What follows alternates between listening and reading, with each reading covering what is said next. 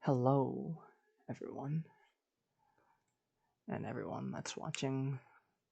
Welcome to my director's commentary. I'm gonna be talking about a lot of different things tonight. See, I got like a few hours before, but I'm gonna try to make this quick. It's not gonna be in any sort of order. I'm sort of gonna be just talking about my channel and each of my films in particular, but mostly my channel and everything I've been making. But yeah, let's get into this. I've never done this before, so wish me luck. So I'd like to talk about this video real quick. This is my first ever video I think I've ever made. Yeah, it's about three years old, and I remember what's it called? I've been playing VR chat for what, like 5, 6 years now, and at the time of 2 years playing and getting into, I guess, Half-Life for the first time. Fun fact, I actually never knew what Half-Life was when I made this movie. Like, I played the games and stuff. Half-Life Alyx was my first game, and I fucking... I played Half-Life Alyx first, and then I played Half-Life 1, then Black Mesa, the modded version of Half-Life 1, and then I think I played Half-Life 2, then its episodes, and that was about it. That's all I knew. And that's how it started. I can't really encapsulate how I got into the Half-Life stuff other than me joining a few groups that hosted random, like, how do you say this? Like, I guess, looking for people in these instances on VRChat, and it's mostly at City 10, which is this map that I'm using in my first film. And let's see. I had the idea of this right after I watched a friend of mine's film. He was making a little project of his own, and well, I mentioned it once in this film. We'll run in the credits. We'll get to that like way later. Of what inspired me, and the person is Grinder32. He also makes films for the Phantom Carriage, as I don't think much of you know about them, but that's where I think I've seen him do most of his work. I really enjoy his work, and I would have really enjoyed what his Half-Life film would have been with his stuff. I'm not going to really talk about it as much until maybe until I get to my Overrun film. But um, going into this film, I think I had some motivation from a friend to go up and ask some people, and I particularly asked one other person to help me. I could be wrong about that. Yeah, I had multiple people help me with some parts, and what I did was I shot a bunch of different stuff and scenes and told them to do this and that, and well, it came out as this. I didn't really have a script or anything. I just thought of an idea and I just went with it, and that's it. That's it. That's gonna be a that's what's the word? I don't know the word, but it's gonna come back into many different forms in the future. Me, just doing stuff without a script is going to come back a lot. But anyway, let me clear my throat. So, in this film, it starts off with, of course, the opening scenes, the camera shots, switching to different POV, stuff happening, and I just saw these ideas on the fly, and that's it. And I am sorry, Mr. Perry God. Also, that's another thing that inspires me to do this. The Perry God, he makes Source 2 filmmaker animations. The best animations I've ever seen of Half-Life Alyx, at least in from what I've seen. I've seen other people make some stuff, but his is like the top of the top of like. So it's a lot. It's a lot, but I also might have just my own opinion here. I really like his stuff.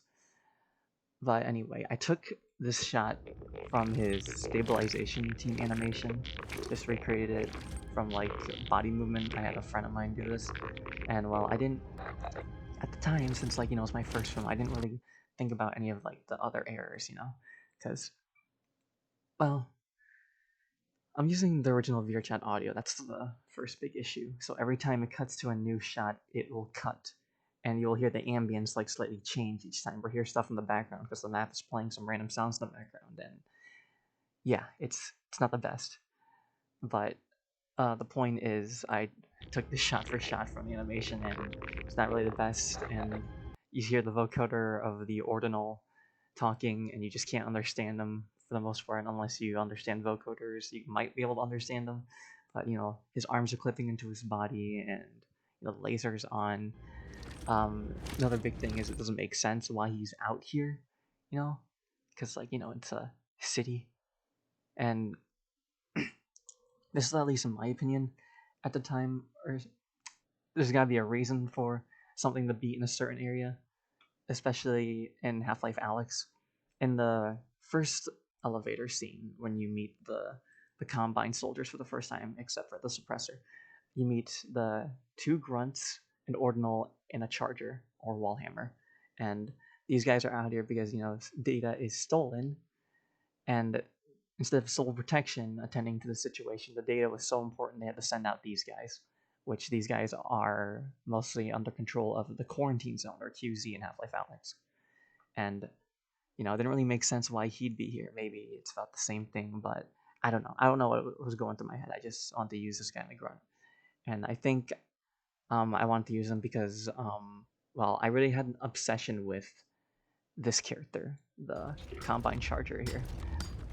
you know, the sleek design of it with the armor plates, the color of it, the weapon he uses, and the clank sounds he makes every time he like steps. Like that's like my favorite part about him, and also his hollow shield. That's also a cool thing I liked about him. Uh, Fighting this guy in Half-Life Alyx was a challenge when I first played through. I remember like struggling to overcome his stupid hard light shield, and when he'd like flashbang me, and it's like for a first playthrough, every time I play through that game, it's amazing. I love Half-Life Alyx. Okay, I'm getting sidetracked here. Anyway, we're going to continue forward. We cut to this after we cut to this guy and the grunt. They're like talking about just clearing up the area of something. They're just checking it, and don't worry about that. But they're just clearing on the area, and now we get to him, the Charger. He's like walking and walking, and he hears a sound. Starts backing up.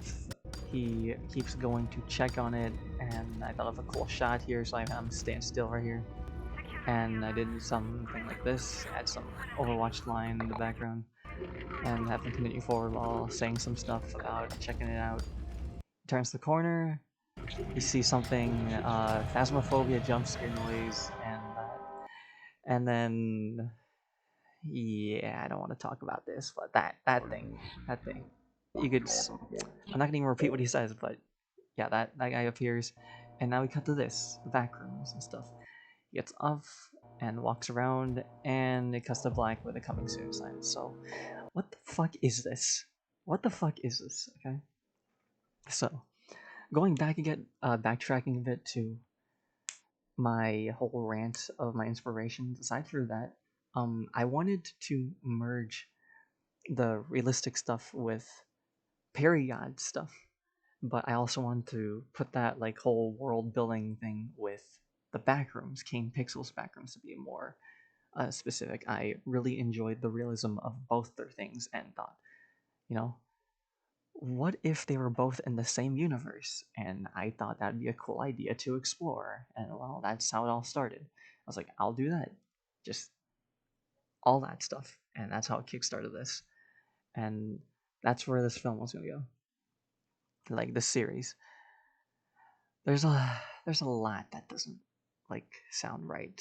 If I'm gonna be completely honest, the more I talk about this, the more the idea just sounds more degrading, and you'll see how it's evolved over time with each of these like projects of mine, and how I ended up creating well this film. And here we go with the second part. And film starts off as the same as or picks up from the last film, Imposed Adrift, and now we're Sector Liminal. And the big change here is, well, now I have subtitles. You know, aside for like the fucking black box border, now I have subtitles so you can hear and understand, or not really understand, but just hear what he's saying. You know, I figured since like Half-Life has subtitles, I figured my audience would enjoy listening to the Combine, because the whole reason for the Combine to have different vocoders is because their enemy can't understand them. And you could hear that in Half-Life 1 and 2, sort of, and Half-Life Alyx, they like explored that fact a little more with the captain having like not even, you can't even understand them unless you've listened to it a lot. You know, the ordinal Wallhammer and Suppressor have like vocoders you can understand, but then the grunts, they have the most understandable ones. Like, you know, the whole idea of it just was fascinating to me. You know, different vocoders, different ways for it to sound different, and for only them to understand each other, and their enemy can't understand them. And I thought that whole bit was cool. And I guess with that fact, I wanted to like encapsulate just them with the subtitles, and like not like anyone else that doesn't have a vocoder. And that's kind of what I was running with. And picking up where my film is playing right now, this HUD, this HUD screen, this thing is and this too. So I didn't really have much knowledge of anything when editing. I just like kind of winged it. And this HUD thing came from Filmora. I'm pretty sure I like just found a random one and colored it blue. You know what? Just something to fit what, you know, what it looks like going through his mind, because I figured instead of just including third-person bits, since like backing videos always come with like a found footage like POV, I figured having a first-person segment would make a little sense, you know. And yeah, just first-person segments, you know, background stuff, and figured it'd be fitting with a Combine. And yeah, that little glitch effect, I did not find that in Filmora or anything. Fun fact, I got that effect from going to a VRChat green screen world and finding an avatar, like a Half-Life's Combine avatar that has stun stick, and I moved the stun stick closer to my camera and recorded it over a green screen, and it just like took that effect, and that's how I got the effect. And well, I'm sorry for taking that, but I was just kind of just using anything I could find. And here we come to the scene I regret putting in. Okay, I'm gonna be completely honest. I put this scene in because of where where is it? This motherfucker right here. That's CVR. Uh, I really, uh, my cousin. That's CVR. Yeah, he's my cousin. He streams on Twitch, and I used to hang out with him a lot for his streams, and he'd play as a Rusk, which is a avatar that people use in VRChat. And I thought it'd be funny to include his like a character of his, well, not like his character to look like him, but like just the model of it, the base model of it with like other stuff, but like as a character. I don't know what got over me, but right now I think this is really dumb that I did that, but I did. I put it in, you know, the fucking Undertale Sans theme playing, and you know the fucking high pitch girly voice, and then like, you know, my character meeting, I was like, it's cringy, it's corny, it's I don't know, but I gotta humble myself. These are my first films, you know. First film ideas are just like this is what I used to do, okay, and now this is what I do now. Yeah, it's like if I didn't do this, I wouldn't get here. At the same time, I wish I did something else. You know, it's it's dumb. But anyways, moving on. My character. Oh, I forgot to mention a big fucking detail here. So this character's name is what's it called? Combine soldiers usually have like specific names, like the grunts. They have Echo, Echo 1, Echo 2, stuff like that. And I've looked at like Half-Life roleplay groups, and they like embrace the names from the actual like game. Let me be more specific. in like Half-Life 2, the Combine soldiers and Metrocops say like specific words because if they do certain things, they'll say that specific line. No, it's like a how they were coded with NPC dialogue. But in there was a lot of like nicknames. They would like designate themselves with like specific teams or something, like Jury 3, Victor 7, or stuff like that.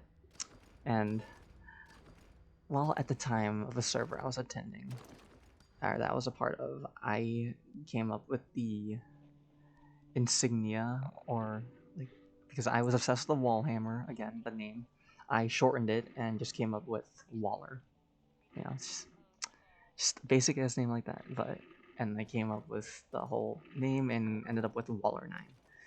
And that's who this is. This is Waller 9. This is this Wallhammer. And I had a lot of plans for him. We'll get to that at the end. I'll like pause it at the end of this one, but continuing on forward, my character sees this. This is actually me in half body, on my Quest headset. I think I had like virtual desktop with this. I tried my best to like make it look like I was on PC or something. And here we go. Like, see, error. Oh, like there's something here, and you see a blinking light. You hear a clang sound. Him getting hit with something. His right side's gone. He falls and cut the black. It's, it's weird. And then we have this. This is like picking up where my character disappeared. This is the same spot, and then there's like this guy. I was gonna have like a side plot here, half in. And this is me again in the stalker avatar. I think this avatar was made by Trash Can. I used his stalker here. I just used what I had and just ran with it. Recording stuff by myself with like a still camera, and something cinematic. And I also voice him as well. I think I voice every character except for the little anime girl there in that one scene, and that's about it. And the Overwatch, the little anime girl and Overwatch. I voice everyone but them, and yeah, that's about it.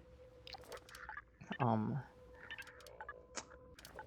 do I go with this? I would think I wanted to use this because I was obsessed with like the little gadget that the avatar had. It was like a combination of Half-Life Alyx assets made into a tiny gadget, and I kind of use it as a multi-purpose tool, like how Alex has her multi-purpose tool. I'm gonna ignore that Discord message, but this device in VR chat allows you to scan people from the other side of the wall of like any like collided surfaces, and I thought that was a cool thing already. And the avatar has like a shotgun and a USP and stun stick, and I was like, okay, I think I want to keep this as like a character, because like that could lead up to some cool things in the future, some cool stuff maybe.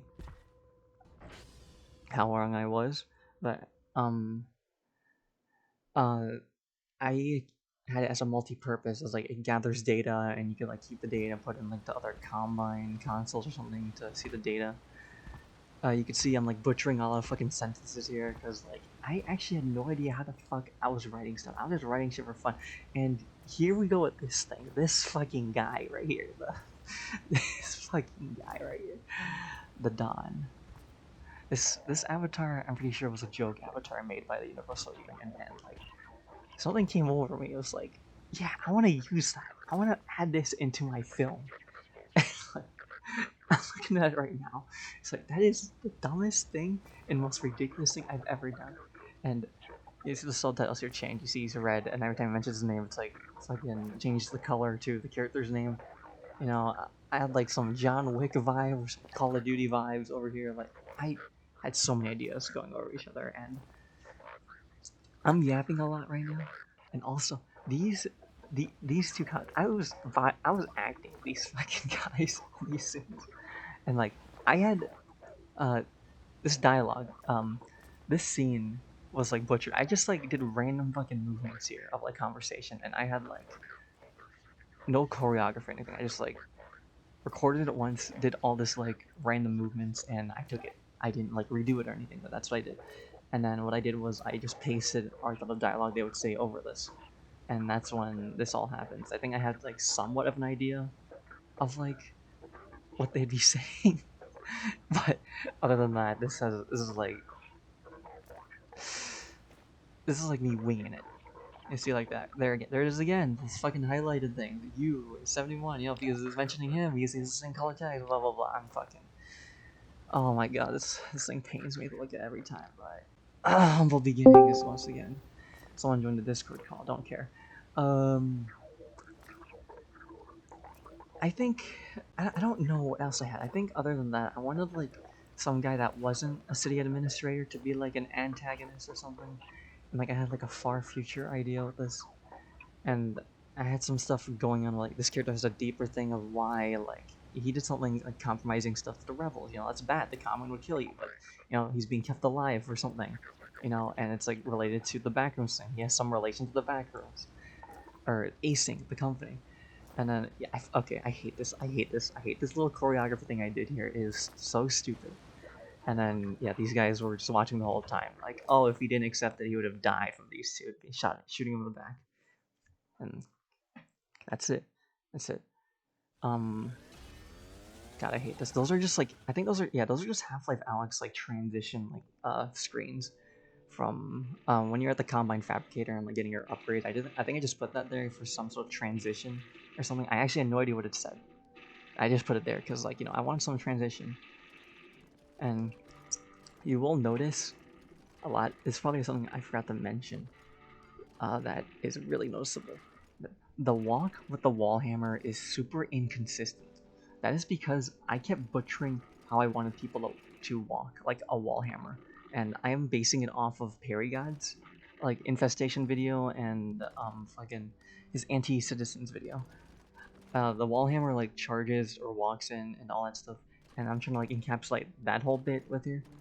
And the people I was working with for the most part didn't know things about Half-Life, and I tried my best to like relate to them. Like you see, like I want them to like walk big and like sway side to side. I think I was like over exaggerating it or something, and looking back at it, it looks really flimsy. It's fucking weird. And uh, noticing the story does make sense to how you could slightly still see the side because his eyes gone. But I thought it'd be fun to like, one side you can see one side, the side's completely blurred, and we'll get to those two fighting in a second here, but going back to the inconsistent walk, these first-person scenes are not actually in first person. Well, I mean, okay, they are in first person. What I mean is, I had my camera out and I was just swinging it side to side, like you see my mouse moving like that, like, boom, boom, boom. Like this is him walking, but this is just me swinging the camera because, like, you know, going back to the other thing I was gonna say, the inconsistent walk. I have a thing, a little gut feeling with my films. I want to get if I wanted to get a person from point A to point B, I want them to walk. I want to showcase them walking, and like I know there's some parts where I like cut it off, like they appeared here and they appeared here and walking, but this is like the person walking and how much space they have in their like VR room, and there's like several people switching. Several people are playing that same role, so like some people might have the same space, some people might not have the same space, and some people might not walk the same, which is why the inconsistent walk. You know, and then the map like doesn't have any from my knowledge light probes, I think, and the avatar just looks the Combine Charger looks really out of place compared to the other maps, because this specific backrooms map didn't have it, but I liked it because of the amount of levels it had, and I wanted to keep using it. And here we go with this part. Yeah, these two little fellas we get to. Yep. This is a zombie corpse, whatever. It's a sickle zombie. That's what the avatar was called, I'm pretty sure. And that is a model from Phasmophobia. And I thought that'd be a cool little creature to find. And then we have the predator. You see that the half body movement there from there, and the head disappearing. I just remember these details by heart. And then yeah, like he walks really slow, and then like yeah, the chase music from Outlast 1 is playing, and you could barely see stuff. The fucking HUD's glitching. It's like turning red. It's like emergency. And no signal. It's a lot happening. No, it's not stuff like I thought would make sense, but I didn't flesh it out. It's it's my second film, and yeah, that's also fucking like addition thing processing. from Fillmore. That's like something I found, just put up there. And like, here we go. This fucking fight scene where I put for the Half-Life soundtrack name.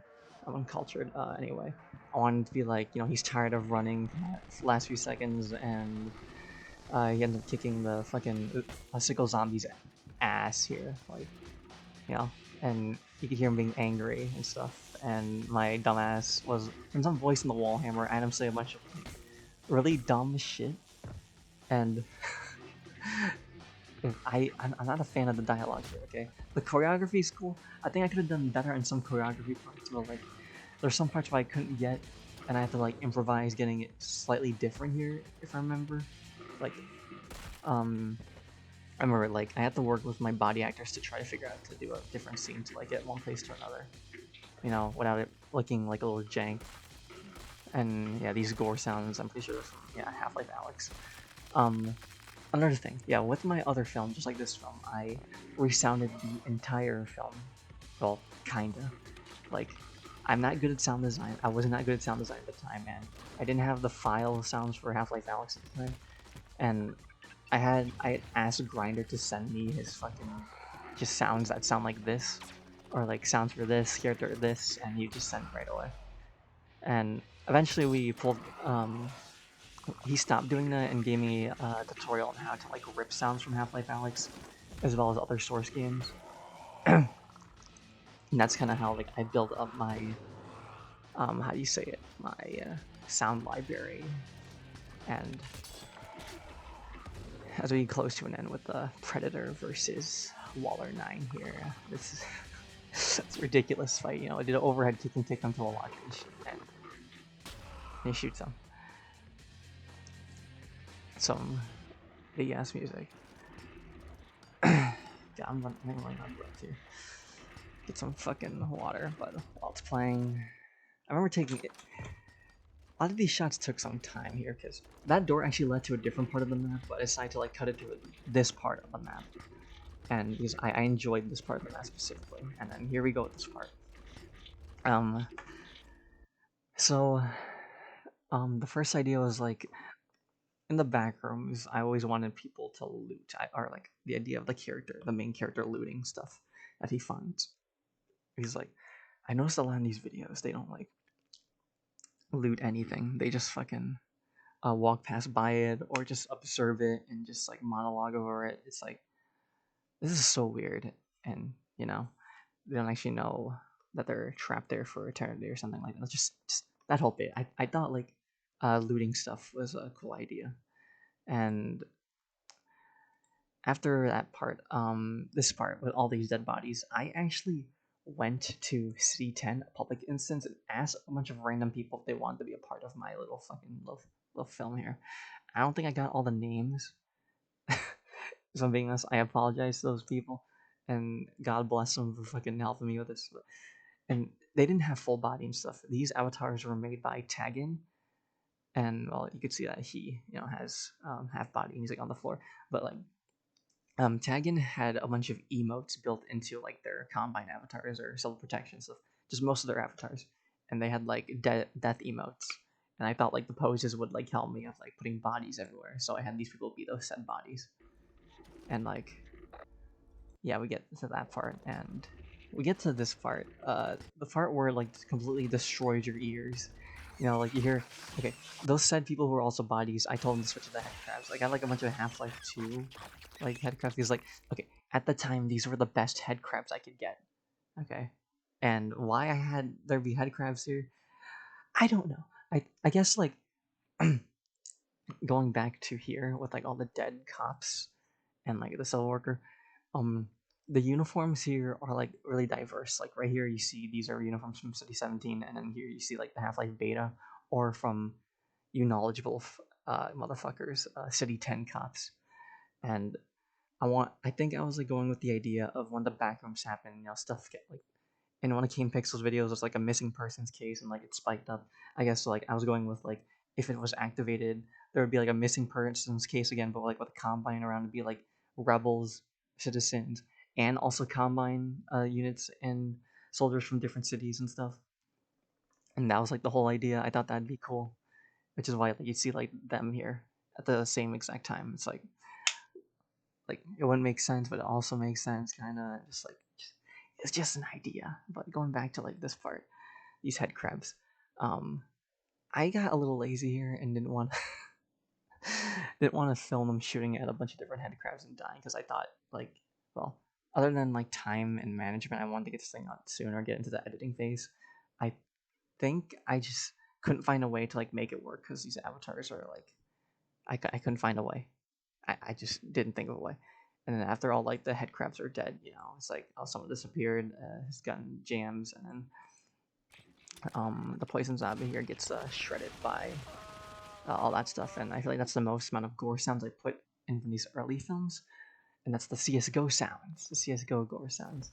And it's a real, it's a beta or C10 cop and a C17 cop. It was a shotgunner, MP5K guy, and it's like I had this vocoder, this one that's on like the beta cop vocoder, and I thought it was a cool vocoder, so I just like I voiced these two guys, of course, and I just pitched the one of them down. I forgot which one.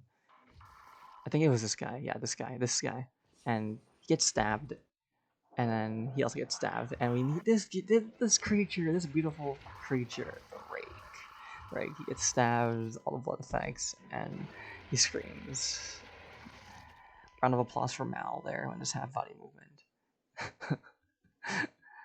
Okay.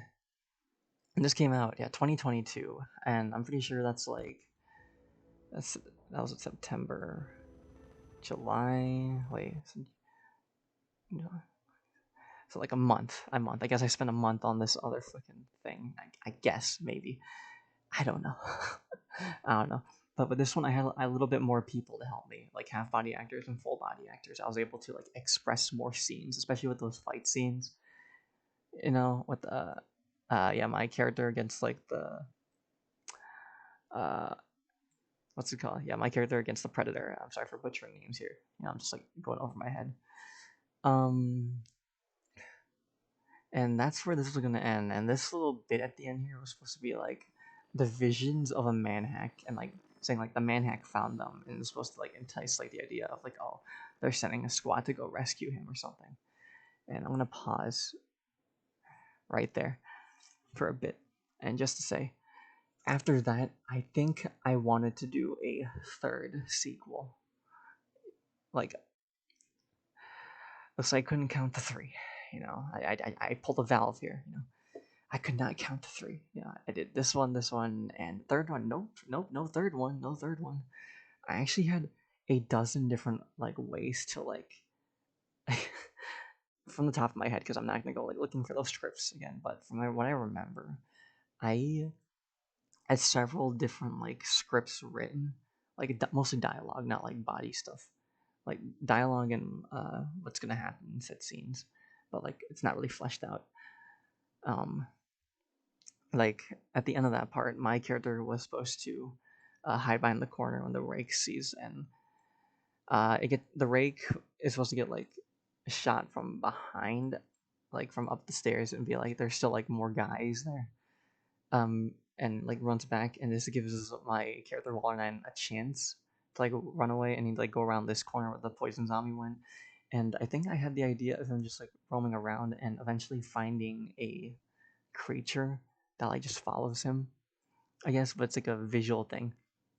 It's like he doesn't like he thinks it's like a hostile or something. It's like just following him, but he sees it and he doesn't see it, and he reaches like a giant room. And in this room, I think I had it where I wanted him to fight zombies. There's a bunch of zombies from like Half Life Alex, and that's about it. And then he fights himself, you know?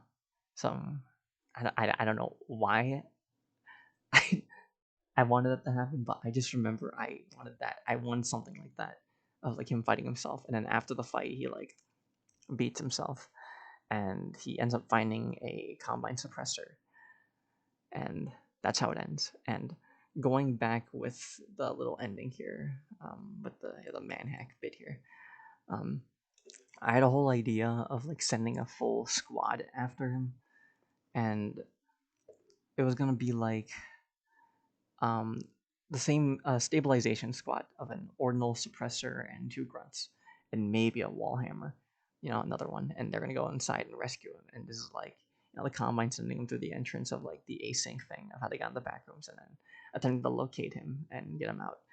And well, there's a lot of missing context of like, why would they do that, and a lot of things that would contradict them of like why they do that, if why is he so important exactly, or why are we doing that when there's so much more we should be exploring, like why is the backrooms here, why does it exist, why are there other creatures here. And speaking of that, yeah, I wrote in the scripts, I remember this at the top of my head, that in those scripts I wanted that squad that was going to save Waller 9 to like be attacked by a dozen different creatures from different medias and games. I was treating the backrooms as some sort of like fucking multi-dimensional fucking rift here, where other shit just gets pulled on, like fucking stupid Fortnite rifts, something like that. And yeah, I wasn't really. I don't think I saw an issue with that at the time. I mean, right now I do. I do see a major issue because like there's not a lot of. But that's not really a fun. It's like a multiverse thing. It's like there could be a better explanation here, but there's just not. I just couldn't understand or get into better writing with it. But yeah, that's the whole bit. And I think like I had a different idea. Instead of them, I was gonna send the Vice units, which we'll actually get to them right now in this little trailer I made. And so this is a trailer called Onrush, and this is same year too. Holy shit! So after this film came out, I wanted to do another film, a bigger and badder film. I wanted to like include action. I wanted to include more shooting. So I was like, what's the one thing that Half-Life, is seen with like combat? Rebels versus Combine. So I was like, I want to do that, and I want to make it about these guys, the Vice units. Um, to give more context for those who don't know about these guys, this is a custom Combine team made for the roleplay groups, and I think there's about 9 or 10 of them. And what I liked about them is that they use existing Half-Life 2 and Half-Life Alyx assets to like the highest quality, and I think each of them have like a different gadget of their own. And I figured, a squad of 10 would go so fucking hard. Like raiding a place of rebels and all of them using their fancy gadgets. That'd be cool. I want to do that. I want to like showcase all their gadgets in like these scenes. And like you can see here, like this is like the starting map, and I had like several different maps I want to use for like them to like raid into. And you see, like I got like full body actors here.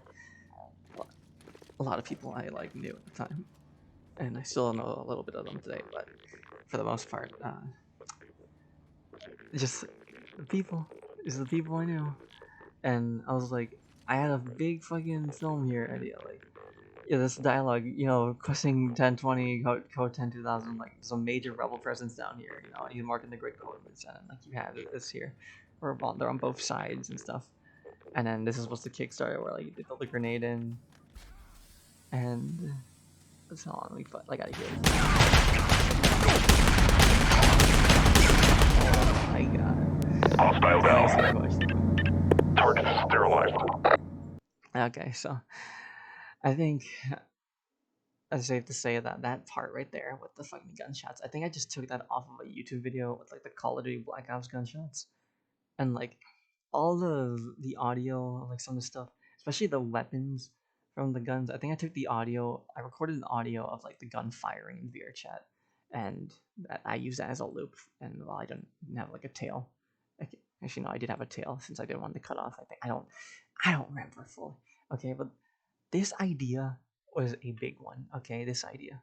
I think I spent like a week at school writing this idea down on my Chromebook, like on a document.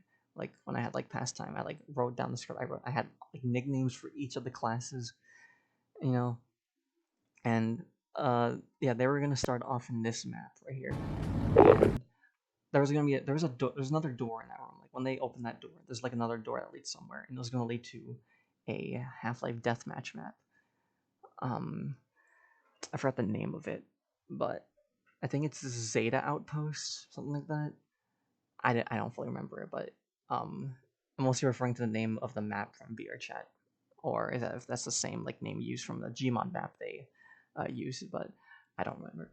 But anyway, The idea was they were gonna break in, and there's gonna be like a whole ton of action sequences. And if I remember, they stack at the door, they go in, and they throw a flashbang in, they kill some guys. The suppressor does some heat. A big squad of rebels comes down with like two riot shields, and then the guy with like the grenade launcher like launches a grenade, killing them all. They all go upstairs. They throw a smoke in the middle of the room. The rebels are all like confused, and like I think like a couple of the soldiers, and then one of the soldiers has a hopper mine, but it's also a shield dome. So they place that on the floor, and it creates a shield dome around them. And the rebels are going to be like shooting at him, getting distracted, and then the rest of the guys like start attacking. And there's like a window in that room where rebels are standing, and like the window would like shatter because like there's a sniper outside, and it was called the Sword Sniper. It was like a dark elite with a blue eye, and they had like sniper support. I think I called them like God's Eye or something. And they were going to move to another map, which would lead them into, I think, the teleporter room of this map. And they're going to, it's this, I think for that section, it was going to be like, it's not just the Vice team going in. There was like, I think I did like the red team and a green team. I don't remember. But no, the red team and the blue team, and it was a mix of a bunch of soldiers who aren't even from the same like team or stuff. I just put them together because like they had the same colors, and like there's like so much combat happening and stuff, and like stuff I thought about in my head, and it all leads to them cornering all the rebels to like the teleporter room, and they see like the last bits of some guys teleporting through, and then what's gonna happen is like all the soldiers from each corridor doorway surround them, and a Vortigaunt shocks the teleporter, completely destroying it. And everyone, like all the soldiers, there's like 20 of them or something or more. I don't fucking remember. They all shoot at the Vortigaunt, just like shred them to pieces and make them Swiss cheese. The Vortigaunt falls onto the teleporter, and the teleporter explodes, kills a few soldiers and injures a few, and it cuts to black. That's like Act 1.5 or something. I don't fucking remember. It's so stupid. Um,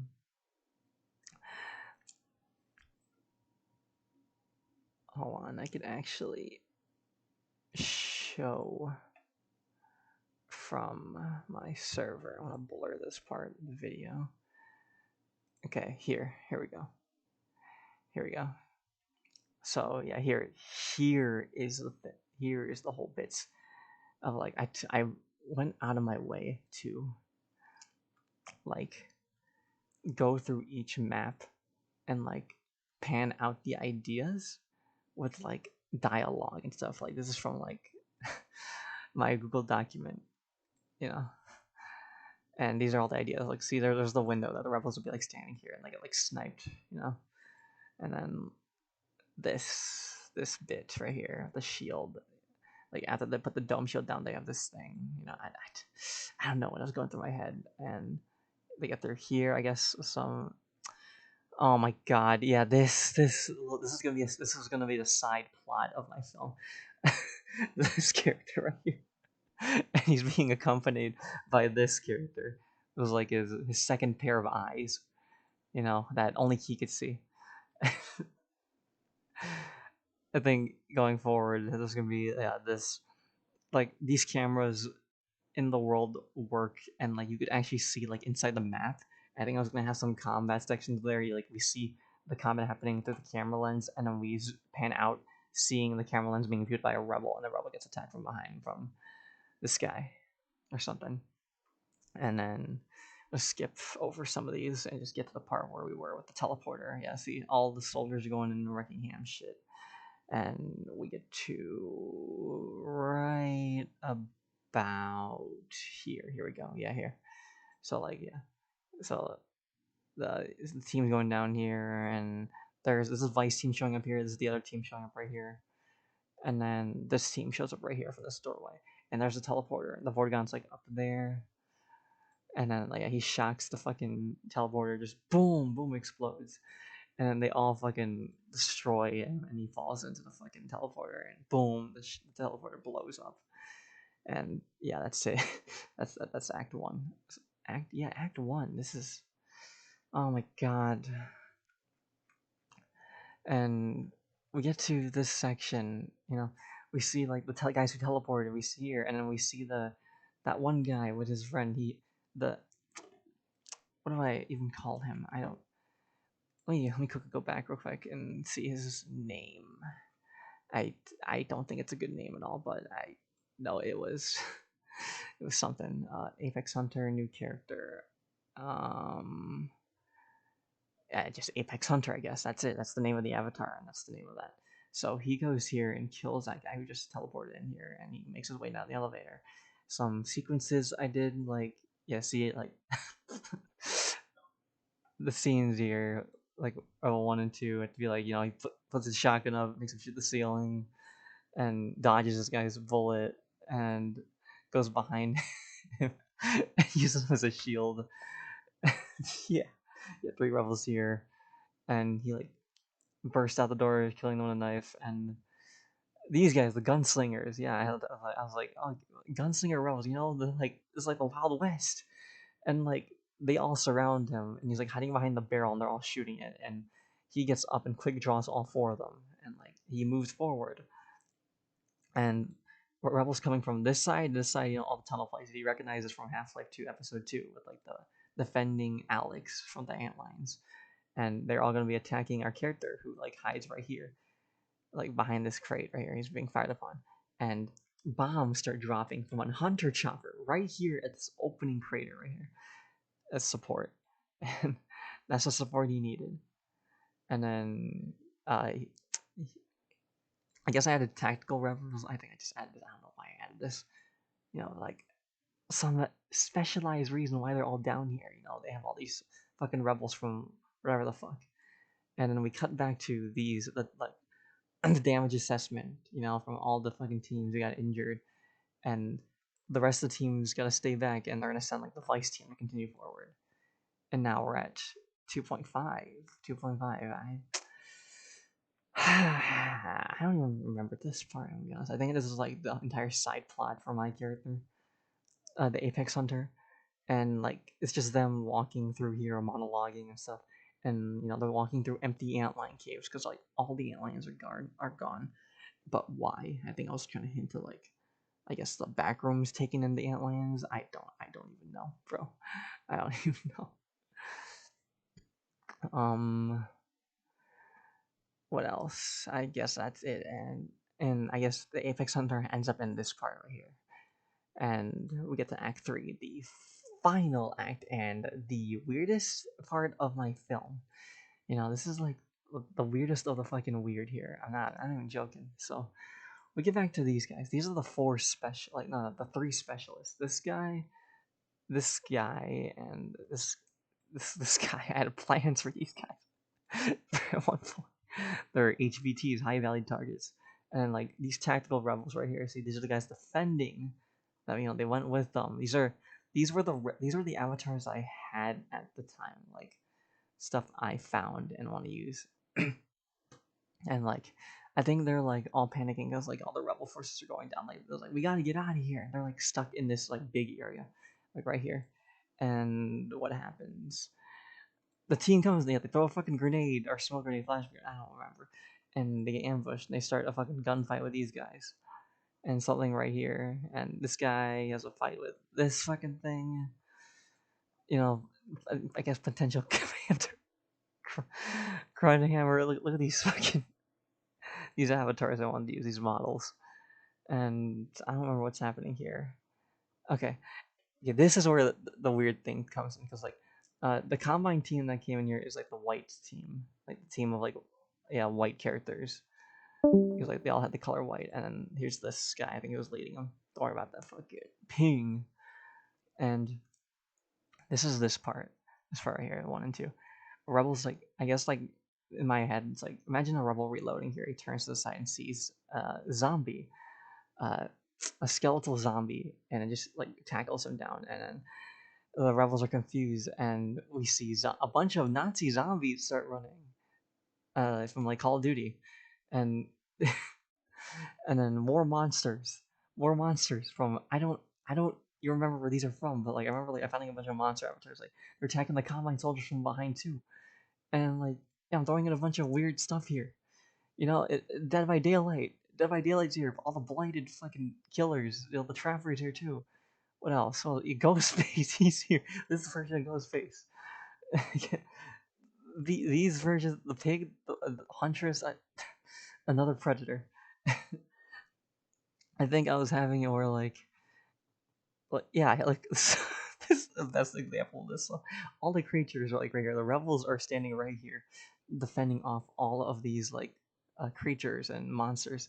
And the elevator comes down, so they've been waiting for the elevator to come down. And when the elevator opens, it's a cremator. The cremator burns them, and they all die. It burns all of like the monsters too. And then we go off to like I'm just gonna skip over some of these monsters, bro. I can't. I can't with this. This is ridiculous as fuck. Okay, right here. So like, the cremator dies. I'm pretty sure the predator also died, or like, it's going out with a bang, and like he's like typing on his like little pad, and like he's setting off a bomb. He explodes and kills all the creatures and monsters, and just everyone who's down there. Just kills everyone, and there's like bodies and bodies of all those creatures and characters lying around. The elevator comes down, and we meet the Vice team. The Vice team finally fucking made it, and going back a bit, they actually find a body of a soul protection unit, a CD10 soul protection unit. That's what they came here for, or not really came here for, but recognize it's on their side, and they're bringing him out, and like they drag him, and we see like all the maps we've been through. He's like they're like dragging his body out, and in the distance we see a pair of legs from a suit, a blue suited man, and cut the black. And that CP was supposed. It's the same CP from my film, and now I'm not gonna turn this off, but as you can see, what the fuck? What the fuck am I thinking?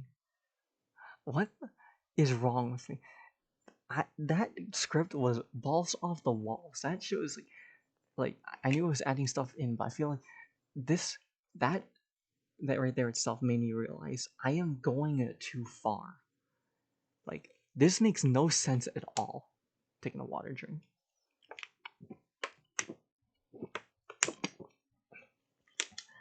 It makes no sense at all, and I could not, bro. I could not. I had to stop filming after that. I could not. And I guess like this like completely like drained my energy of filming, and I guess um that's why I shelved this. I just put it out like Onrush trailer. This movie is called Onrush. Mentioning that pretty fucking late. And I need to step back real quick and just calm my fucking ass down. And yeah, I took a break for a bit. And let's just say months later, I got hit with something. This film.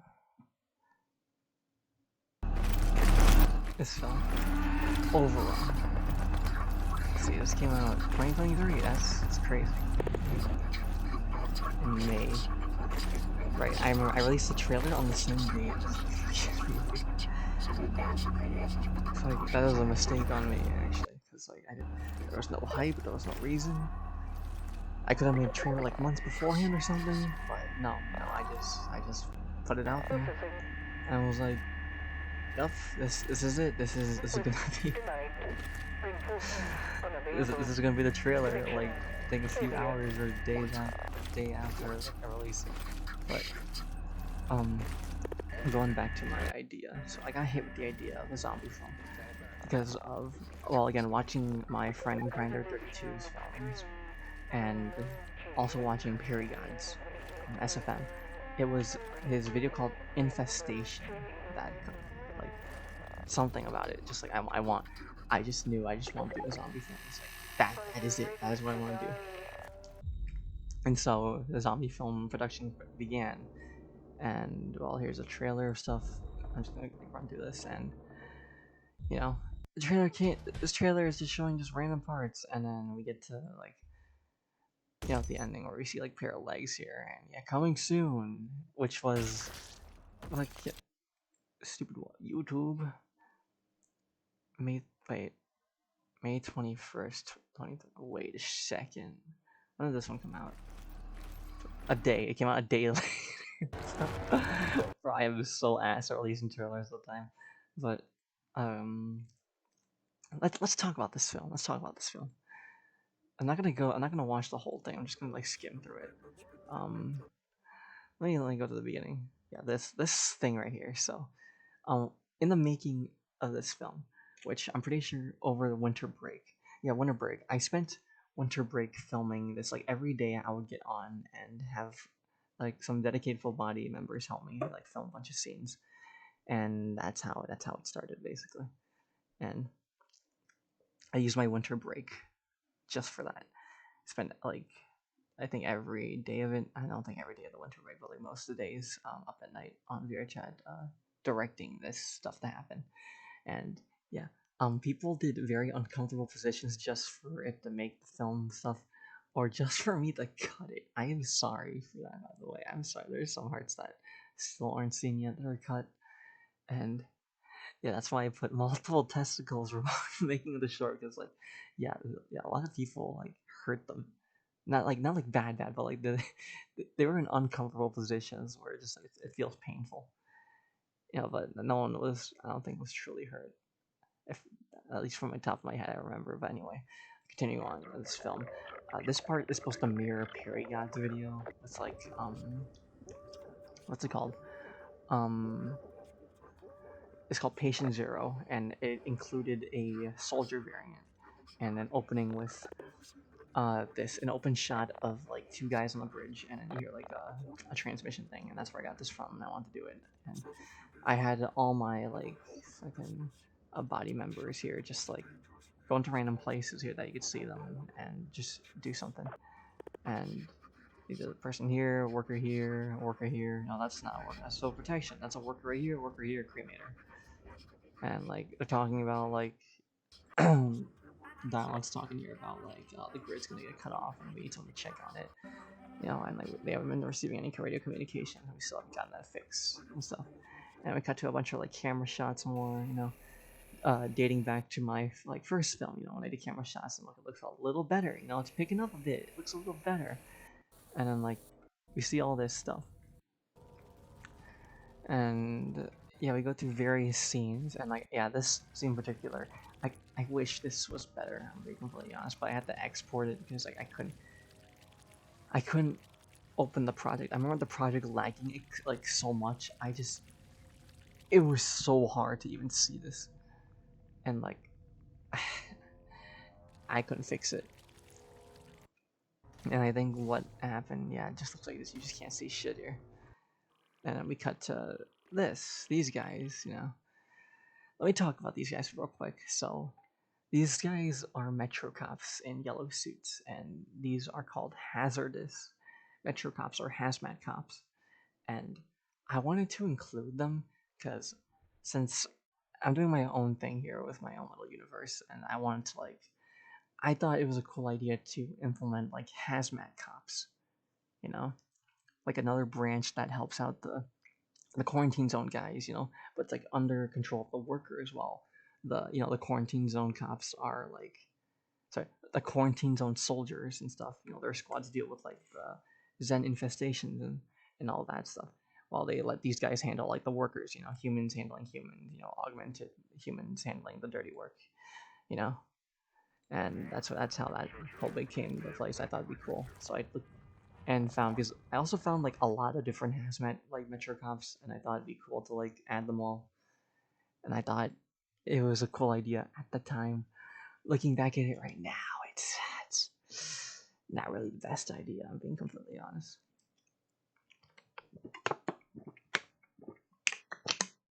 Fucking water.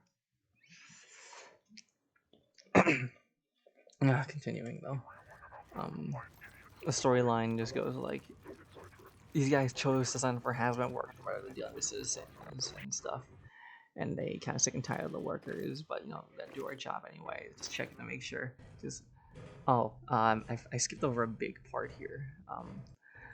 Yeah, this red room. That's Jeff from Half Life Alyx. He's in this room.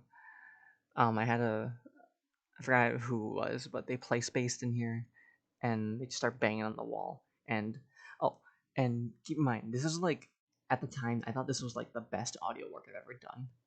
You know, the movements and the sound and the music, and every time they step or hit something, you hear that. Every time they move around in foliage, you hear that. And then he's fucking with a locker, he like breaks it, and like the machine comes back, laser, and this. Uh, here's Mal like smashing the freaking generator. For us recording that, it's so kind of funny. And here we are with like the subtitles. I think I had a hard time keeping a consistent subtitle thing. Like I thought for like each like specific character to have like a different subtitle in a way. And well, you can see how that goes when like different characters have just different subtitles with different colors. It gets confusing to like memorize so many colors at once. It's weird. And you see our guy tries to mess with the grid power. That's what I'm calling it. And he accidentally opens the door here, and realizes it's another room. But he's not worried about the room. He sees, I think he sees or hears something. I think, and he's in disbelief on what it was. It charges at him, and he has a bad reaction. Got this. It hits the grid, and that's how shit hits the fan. And now the gate that these guys were blocking and protecting is now down. And well, Jeff escaped. Jeff escapes. You see, he starts wreaking havoc against the workers. And, the workers all like realize, man, there's this guy, this random guy with a broom, and he's like pulling it. Get knocked over. And they're like trying to take Jeff.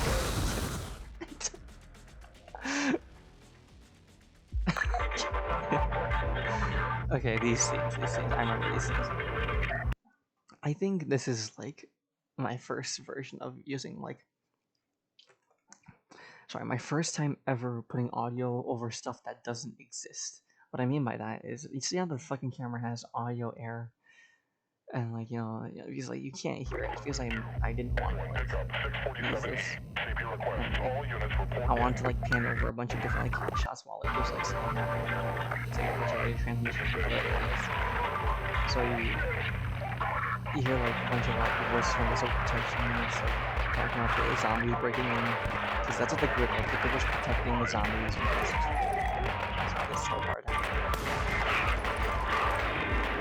And then here you see the zombies going, and you hear like the audio going fast, like all the cops are struggling to take care of the zombies. There's a lot of them.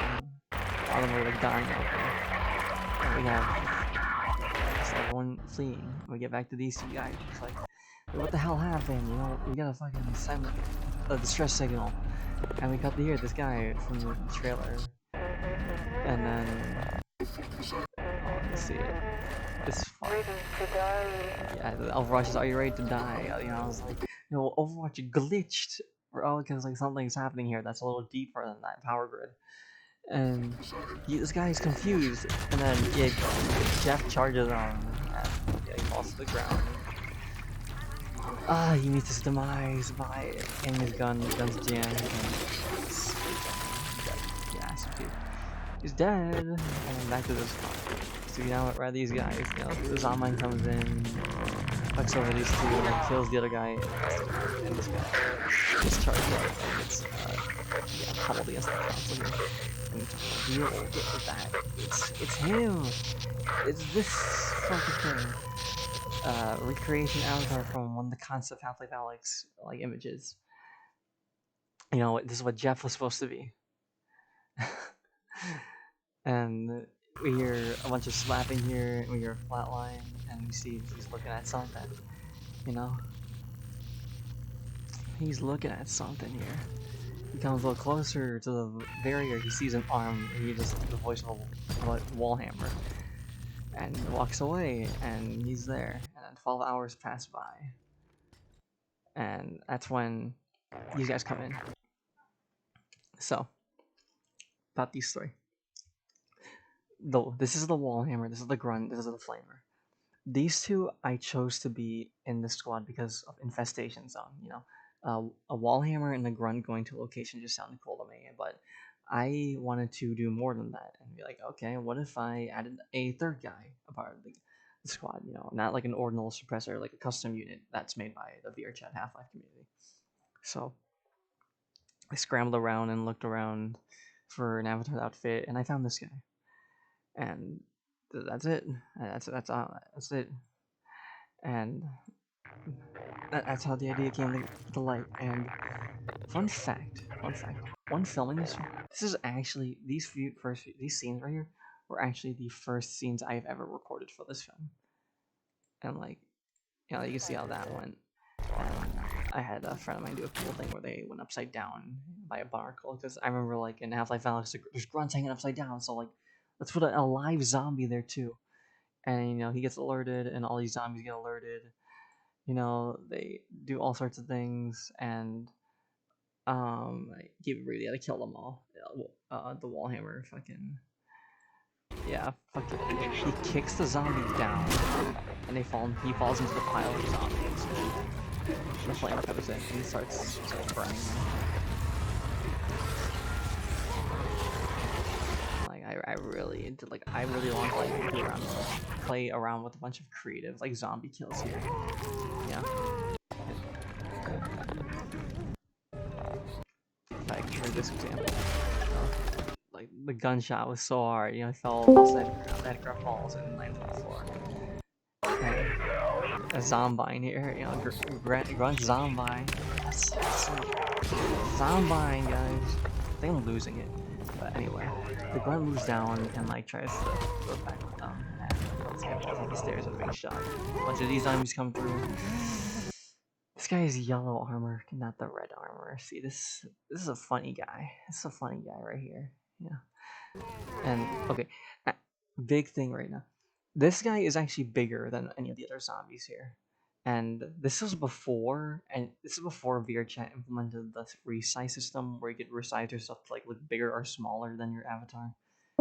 And so just seeing this big zombie part of like the squad, I just want to add him, man. And I'll take care of him. I'm gonna speed run this and go this a bit more. And this is like them checking up with the Overwatch and checking their stability, armor, stats, all that stuff. And then Overwatch is like, we need you to turn or switch comms to like see if you hear any alive units out there. The grunt here is like a bunch of zombified units alive, and all of them are speaking at the same time. That just like gets to him, and like his mental state just like dropped from hearing his fellow soldiers being turned to zombies and hearing them directly in the intercom. That's gotta be scary, especially the grunt. This is just me, because like I didn't treat fucking the Wallhammer with too much grace. So I'm actually I need to slow down here. The grunt, from my knowledge, has more human factors to them compared to the other soldiers, especially when it comes to like the dialogue. I mean, there's some things that the other soldiers say, but that's not like as like close to how the grunts talk to each other and talk about stuff, because like they hesitate all the time, because like these guys have more emotions than the other soldiers. So that's how I went. That's why I did like the whole bit there. And I guess with my first film, with my fucking Wallhammer character, not really. What's the word? Not really following the rules of that, because like he's saying random bullshit too, and I did. How do I even start this? In Half-Life Alyx, the soldiers always check up on each other to refresh and resolve, and they say cognitive dissonance will not be tolerated, meaning that they cannot express any other emotion that doesn't help them with like the mission and stuff. So since he fell into the back rooms, he has no way of receiving that update to stop thinking other emotions. So I like kind of just went. I was like, yeah, that's the reason why he's like saying all this bullshittery, And he's like just saying random fucking stuff. Anyway, going back here, I'll be honest, I think I treated Combine dialogue in this film like way too complex. Like each word in a sentence is something. Okay, it's the same thing. Like check onward. Okay, you could be like check forward or check up front.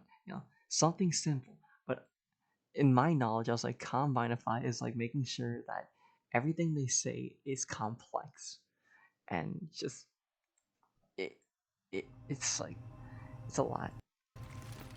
And here's the part I was excited for, actually, to show you guys this film. So,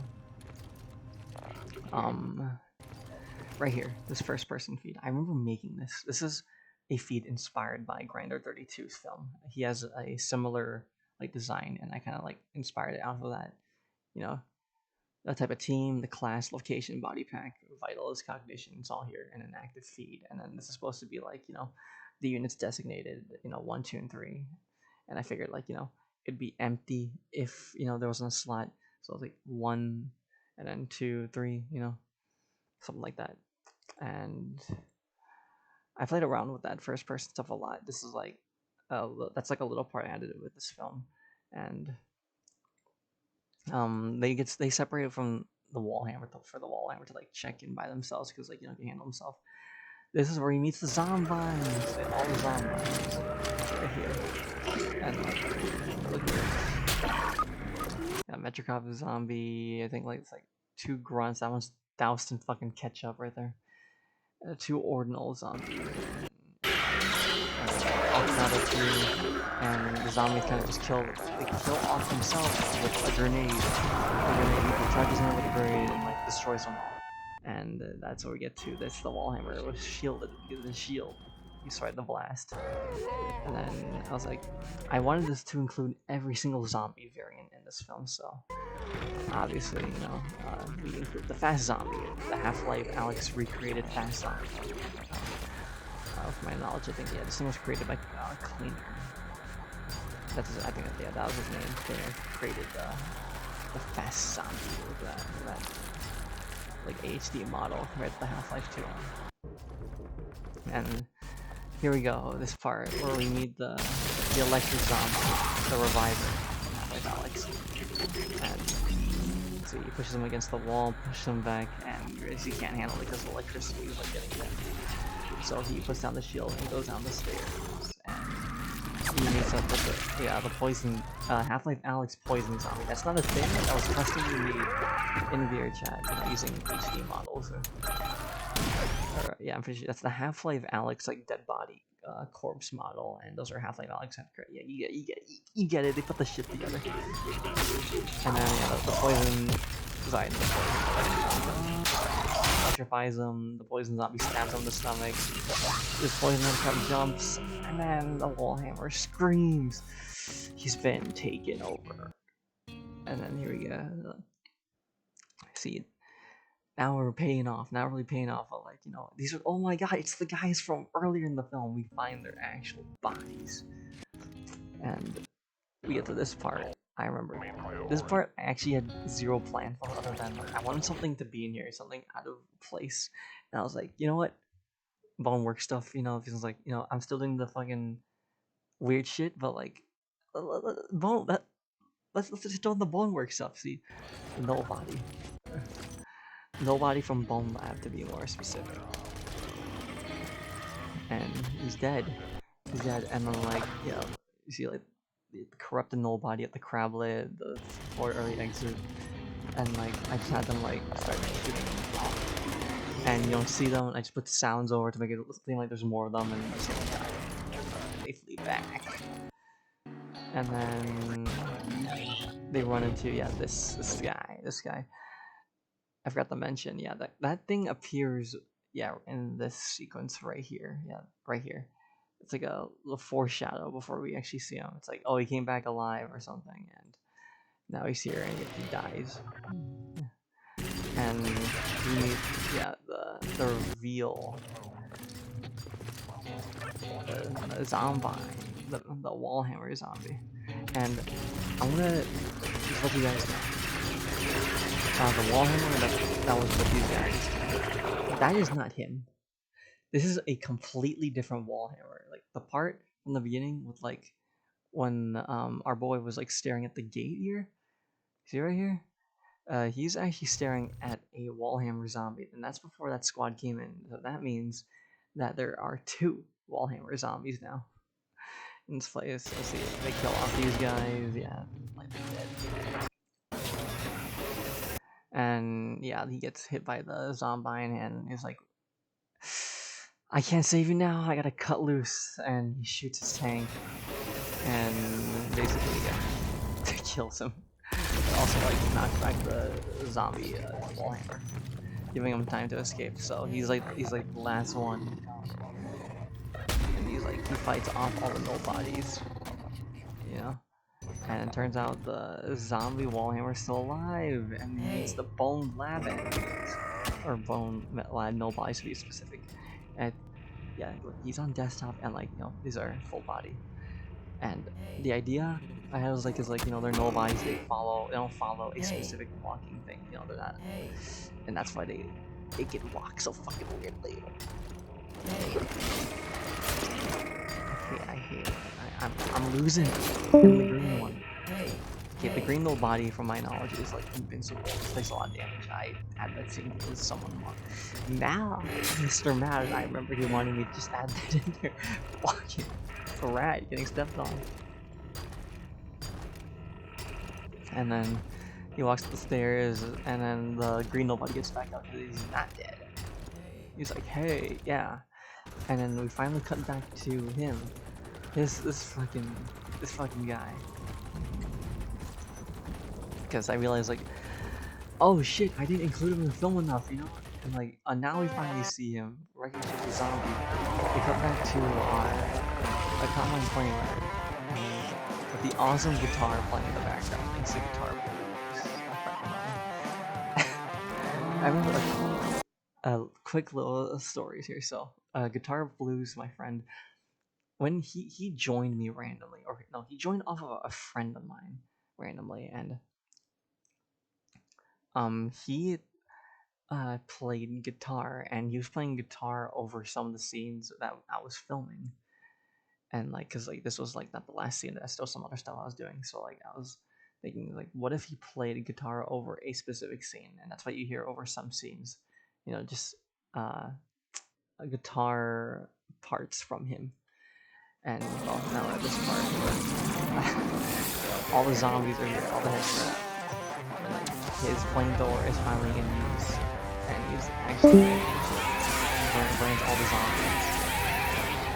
Burns all fucking bits. And the fire's like catching up. And the avatar being used here is not fire avatar, but it is a Molotov weapon. Like my friend Mal keeps spamming Molotovs, and like in a certain area to make it like the fires are spreading. And he did a pretty good job with that. And like the lighting here, oh my god, here, oh my god, it like goes under the door and stuff, the cracks, and like. And that's how we got this part. And now meet these guys, okay? The guys I actually really enjoyed. The XIC units. I just got disconnected, buddy. These units came out like in the middle of my film, and I wanted to include them really bad.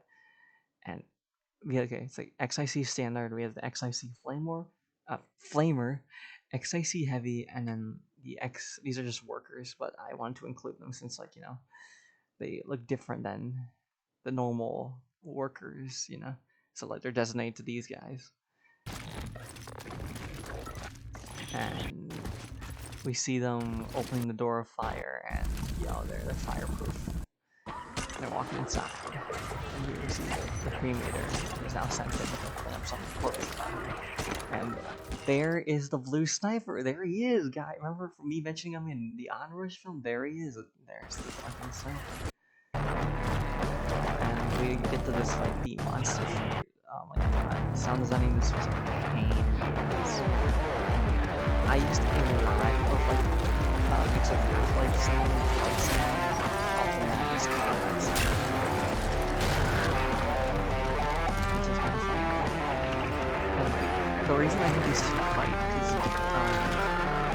well, this is something. The one is on this, but this guy, Ultimate Zench, he is not a zombie. He's just infected by the zombie. So why would he sign for zombies? Therefore, they're gonna find each other. This is those Madness Combat Force.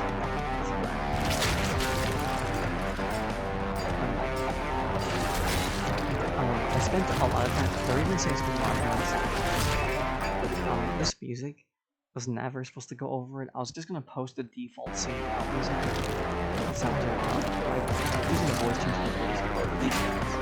I was making voice like the monsters, and they're like moving. And then the interruption is Jeff fucking interrupts the fight. And while he's distracted, he gets hit back. And we hear a sound when he gets hit back. It leaves the zombie confused. And we hear the sniper shot, like boom, shot in the chest. And then in the head. No flatline. That's it. Zombies here, and then all the credits that roll in. And yeah, and we see what happened to him. We see what happened to our boy. He fell in the back rooms. This means that everything here is still canon. Everything here is still except for the fucking Shells trailer, maybe. I don't know. But yeah, that's this film. I can't lie. I totally had the chance to work on this during prom. I was deciding to skip prom for this fucking movie. And honestly, looking back at it, I totally would have skipped prom just to continue editing this movie. Oh my god, I think I spent 7 months of this film. Oh my god. My voice hurts talking. And now we're getting to the one part now that I would like to talk about. So, about me talking about my channel and stuff. So, remember how I wanted to talk about like my whole channel? Since like, if you go to my channel, you see like I have a bunch of Madness Combat stuff. So, during the making of this short film Overrun, I was a fan of Madness Combat a lot, and this one, and this one. These are the ones I worked on while like this one was in works too, and like I worked to be more specific, I worked on Madness Combat dubs, and what those are is putting like NPC voices over the characters and like making it sound like what they would sound like if they had voices and stuff. I had a fascination of that, and I'd like to thank Eastly, this awesome Madness Combat creator that I adore watching and listening to his sound design, and I heavily inspire my sound design from him. And Grinder 32, can't forget, it's a mix of both. Mostly from him is like the hard hitting sounds and like the fucking meaty ass gunshots, bro. It's fucking amazing. But anyway, I I watched his CSOs or complete sound overhaul videos because he would also add voices over them, and he voiced over like the original like series videos and also added voices. And like I always wanted someone to like add voices of their own, like voices this way or that way, or add specific voices. And I was waiting, or waiting for someone to voice these specific animations, the ones I really like to see. And well, no one's doing it. And I was like, wait, what if I did it myself? And there it is. I kickstarted these videos, and I wanted the only difference between me and Eastly's like dubs and CSOs is that I use a variety of voice, like a lot of variety. Like for each class of enemy, there'd be like a specific voice designated to them. Like for example, the agents of the AAHW, they have like the Black Mesa HECU voice lines, you know. But I don't only add just that, I add like the Underhell voices, which is voiced by the same guy, but variety, and also a Payday 2 voice line, so the cops, just putting some like variety in there with those. And then, for example, with the Combine Soldier, the Engineer and the Soldat. Soldat only used one voice until like the second one here. Like I used the HECU from 2012 voices here, and for my part 2 here, I used the HECU 2012 and the Cloaker from Payday 2 for like the soldats, and the engineers would just all be combine soldiers and metro cops because like funny vocoder and flatline. And then when I got to this one, I had the raising the bar vocoders, sorry, NPC voice lines, so I could like expand my what's it called, arsenal of sounds and voices, and that's where I went on a huge journey to like collect as many voices as I can. Like I went to as many games, especially source ones, to like collect all the sounds and voices from them. And I collected a lot, and some of those did help this film while I was making it. And then these two animations right here, which I'm a big fan of Danil Venov's animations. He changed up his style now, but I really liked his high kill count and over the top animations. And like even if like the combat was like repetitive, like there's so many fucking kills, I loved it. I fucking loved it. And like I was waiting for someone to dub over it for the longest time. I was like, you know what? How about I do it? I do it. And here are these videos. Sadly, I don't think these videos are on his channel anymore, which is why I have them as legacy here. And maybe it's on his like his Newgrounds page, but I'm not sure. And right here, these are the first two videos I ever did of like complete resound design. I resound designed an entire like Madness Combat animation with like existing sounds that I had my hands on. Like a bunch of source sounds. I had Entropy Zero, CS:GO, Half Life, Team Fortress. Um, I think from also normal Madness Combat as well. Like I use existing. Um,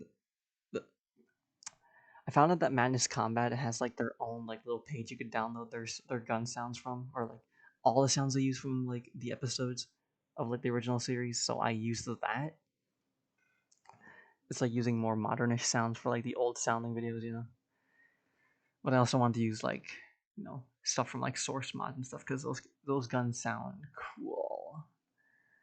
And yeah, yeah. Learning doing sounds of like these 3D clips has helped me learn to do sounds of Madness Combat, and well, it goes half and half. Madness Combat helped me make sounds for this, while this also made me help sounds for Madness Combat. And well, for the longest time, I kept doing. Well, I did. I guess this is a dub, from this movie MFKZ. I did these 3 dubs of the Madness Combat remakes, and then I did a CSO of this animation because like I found it was deleted, and I I figured out that I actually had to download it on my phone, not to like post it as my own or anything like that or steal it. I would never do that. I had it because I enjoyed watching the animations like even in my downtime. So like every time the Wi-Fi would go down or something, I just have it on my phone, like I just watch it. And then these 3 videos, because like at the time I didn't believe in myself to make any like I can make any good films with like good scenes, and so I created these quote unquote logs, which are just videos of just sound effects of like scenes I want you to like encapsulate in like your brain, and like you're supposed to like imagine like the scene happening with like what you hear, and that's about it. That's all I have to say about that one. And more Men's Combat. This joke video I spent like 3 hours making, or 2 hours, I don't remember, but putting source SFX over like random meme videos was funny to me. And then more Madness Combat stuff, and then this ambitious one. I fucking oh my god, I love this one so much. Or I love this Anya Adventure series. I kind of wish he continued it, but it's concluded. There's so much I wanted to see from it, despite it being like over the top and like not like the other. Okay, whatever. I'm getting sidetracked here. And I'm gonna skip over some of these, but you guys not understand. I made Madness Combat videos, and then I completely ditched my whole movie making thing. And I think what made me go back to movie stuff was this video right here, this Hank and Nexus raid. Um, I dubbed over this and uploaded it without permission from like the creator himself. Like I did not ask if I could like dub over and stuff. I just did it and just posted it. And me being a little dummy, I said like I was like it's been out for a while. I don't think they'd mind. But at the same time, that's me being a little stupid because like the amount of like effort that's put into these animations, and for like me to steal it like that, it's just like That's fuck. That's what the least I could do is at least ask them so they know it's in the present of them. Well, this video was actually uploaded right next to like here. I think it was like before this one. Madness Combat 9.5 complete. Yeah, I uploaded that one here, and it's still on my channel now. It's re-uploaded now. The same view count as before, but it's uploaded. But I don't care about the view counts at all. Okay, the fact that it's uploaded, this is uploaded for nostalgia's sake. So as soon as I like realized like I can't just like keep taking these people's videos and like fucking dubbing over them or resounding them because like that's not original. You know, I want to make my own content. I don't mind. I don't mind like dubbing over these things and like resound designing. I love doing that. I love the way it sounds, but it's not original. And the only time I would really do it is because like I want to see what my take is like on making this video sound this way. You know, and that's about it because just doing voices, is cool and all, but doing the sound design, and asking permission, that's kind of cooler, giving the credit to where the animation was. It's just me putting the sound effects on, my own version, but whatever. I'm yapping here. Anyway, we get to these two films. Going back to the films now. This one, I made this film. I made this under a day. And this was inspired by a Gmod creator I recently discovered a lot about, and his name is Skip Fighter. I recently found out about his Gmod realism videos and like with all the first person stuff and all that. And I figured I could make something short too, just like his. And I made it under a day with a friend of mine, and like I did this, and you see like I did the HUD thing, and I tried to use the same font as the friend of mine's fucking HUD thing. And well, I didn't do that. I didn't fucking do that.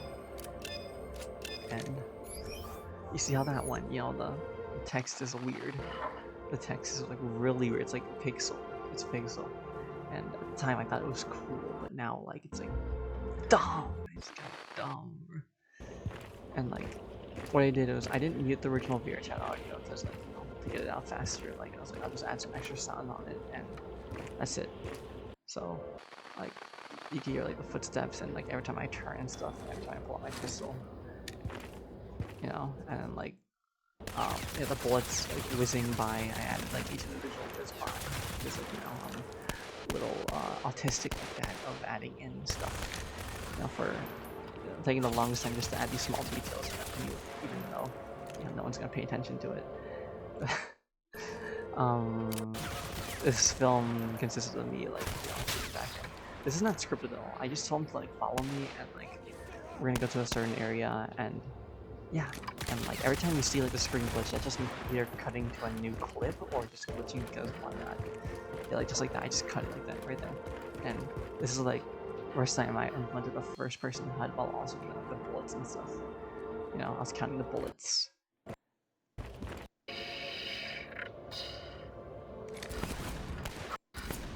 There you go. And I remember this part, I used like Black Ops 2 sounds in some of these parts here.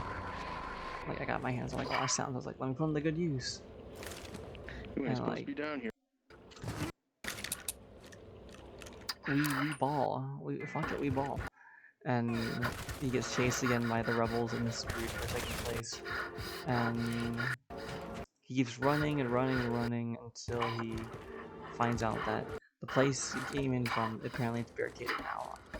I'm gonna be completely honest. And in the start of this at all, I just go on the map. I pretend like all the doors behind him aren't barricaded. And now that he made the full circle and finally fucking saw it, it's like shit, it's not barricaded. It's like goddamn rebels. And every time you hear him talk, this is actually me improvising my own voice here. See, I'm actually talking in this actual footage. This is my actual reactions while like in this footage. It's fucking weird. Yeah, see, he gets knocked out. And that's it. That's the end of this one. This was a film, it's a tiny thing made under a day. That's it. That's it. Damn, even in comment.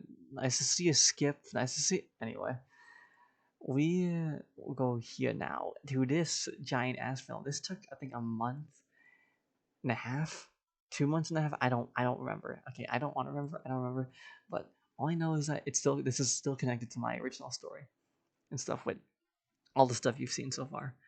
And it's like oh, we happen and we meet the character from my first film. This is him. That's him. That's him from my sorry, not my first, my second film. That's him. 71.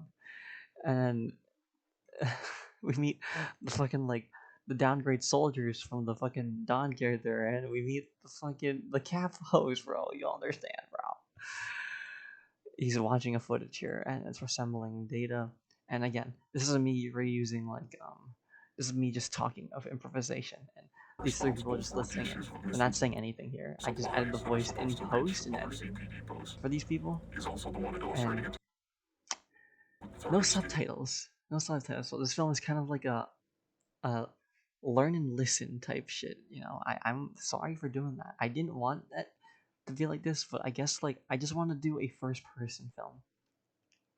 Just like Skip Fighter's thing, but like make it like more expressive with the body language and like make the combat up there. And it's so I want that to happen. I thought it'd be cool. And right now in this film, like they get shot by an RPG and their truck crashes, and well, it's hard to really visualize that with like any avatars or scenes because well, that doesn't exist, and I don't really have anyone to like commission or know anyone that would be willing to make an avatar to crash into a place and explode like that. So it's just like over audio crashes, and we walk outside and the truck crashed and like there's fire. My character goes inside, and you can now starting to tell where this film is going. Yeah, see, there's bodies here. I put a filter over because like blue eyes, like the Entropy Zero Metrocops. It's blue HUD. The blue vision, and that's why I did it. And I can't lie, that did fuck with the fucking quality of some scenes because it's super dark. In the actual map, it's not that dark. But what I did in these scenes just made it super dark, so it's really hard to see. And see, I'm voicing this character in the other one, and I'm also adding a lot of fucking sound, like just repeat footsteps of every time I move forward. And this HUD, my big complaint with this movie is the HUD is so big.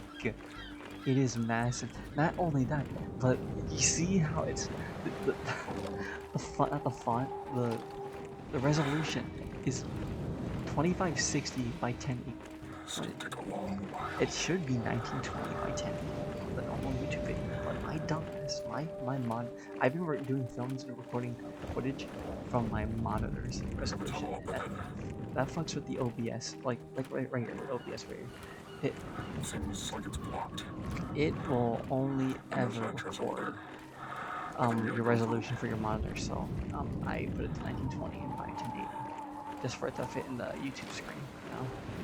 Be a little generous like that because it's dumb. But skipping forward, these characters go into a place, and this is where like the whole first-person segments of shooting begin. Similar to Skip Fighter's fucking like him going in places shooting NPCs. This is like on a more like let's say this expressive skill. This is not anything against this stuff. It's just like how I'm looking at it from a technical standpoint. And yeah, I had some friends who'd be NPCs, and I shoot them, they just fall down and die. This is like if I was recording a roleplay event that was completely improvised and stuff with scripts, and that's what this became. That's exactly what this became. Yeah, I remember I remember like replacing the original gun sounds with like heavier hitting ones, or like just a little better ones, and then looking at the armor and health, and if I should change the fatigue to anything, and like the fact that I didn't like these numbers here, and I realized like, what if I just put the actual name of the other unit? That'd be cooler. And then like doing whole different transition segments of like seeing other units, we're transferring like to the POV of the spike wall, which is that patient zero unit, by the way, that Perry got made the animation with. Let's see. I forgot to say some part of the story. So they're chasing this character, or not really, doesn't really have a name, but he is Priority 1. He's a religious cop, and that's all they know, and they're going after him. And while they've been going to this place, and they're fighting off his goons that are just holding us back, and we are like fighting hell to fucking survive here, to fucking fight these guys. And yeah, this part right here. So like, it's under fire. That. Look at that. Under fire. Holy shit. Moving forward, the spike wall and the fucking a normal combine soldier is with them, but they're like pushing in to assist. And right here, we meet the Faith end of Pressure 2. It's late for me to say now, but yeah, Pressure, the team that came in here is called Pressure, and Pressure, most of them died in the truck crash, and now it's just Pressure 1 and Pressure 2. But now it's just Pressure 1 because Pressure 2 is fucking dead. And then the Spikeable comes in, brings his body out, and heals him using the remaining supplies he has in his backpack. And this whole bit of he's gonna prepare for extraction. It was like, we're gonna leave now because we got nothing here. But Overwatch is like, no, you can't leave because we have a playback of where he actually went. So we see the POV of a sniper that's been watching, and yeah, he dies in spots where Priority 1 is going with someone else, and he gets shot at by Priority 1, and sent back. The bullets aren't doing anything. They shot an RPG, and that took him out. See, he's being escorted by an RPG. See, that means there's something really happening, and then he gets stabbed by an unknown assailant right there. And the playback, and the sniper's dead. And they don't even care about the sniper being dead or something. They see where he went. He went to this door under a bridge, and they think, it's like, what is this? Because where does this door lead to? There's no way they're just hiding in a closet or under the bridge. And he gets a transmission from the rank lead. It's like they sent another team before him, which was Disciple Team, which was, in that film. And that guy, he went in there to seek a sheltered area while waiting for Overwatch. But it actually never went through, and I was just saying that, but he got trapped. And the Disciple 4, which is the name of that cop, and also the Priority 1 are in the same place.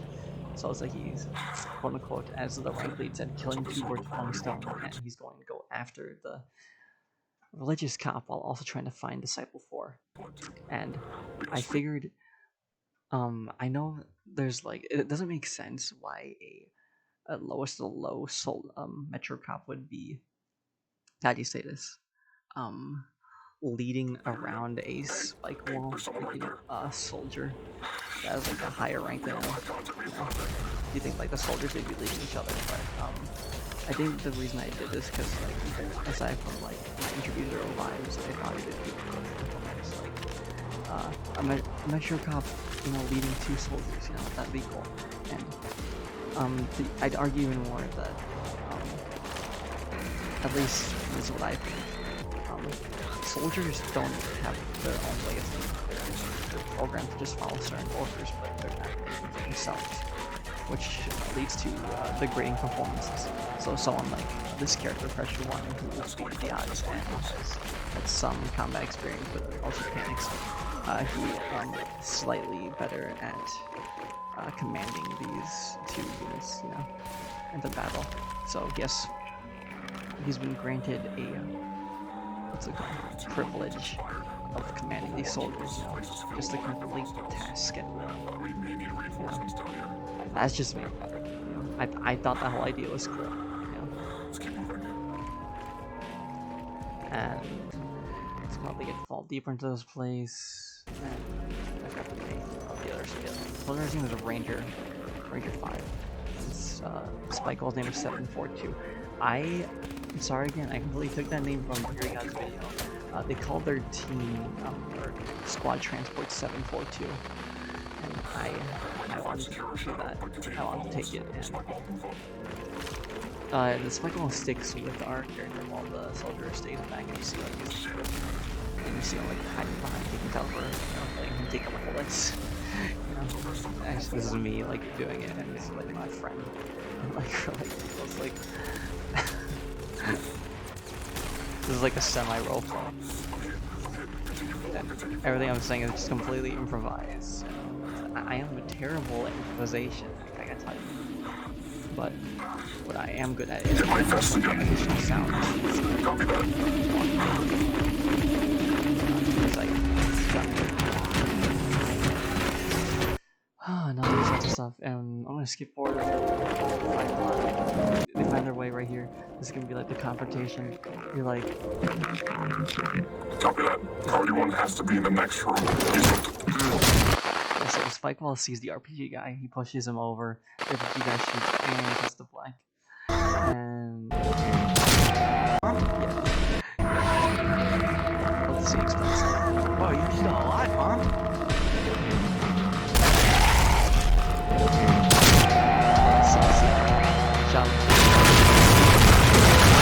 A structure behind him, and he like runs for his life, and like he just starts booking it. Like, okay, he's by himself now. He's running. The rebels are fucking all over the place trying to get him. Finally makes it.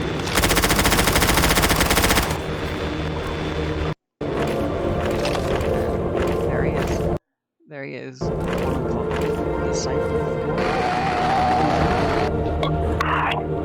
Shit off me. And they talk about, if he's seen the priority target. It's just and it looks like they go together. And what's it called? Our blood pressure one has to break Overwatch's rule, and he's now had to go to using rebel weapons because he's running out of ammo.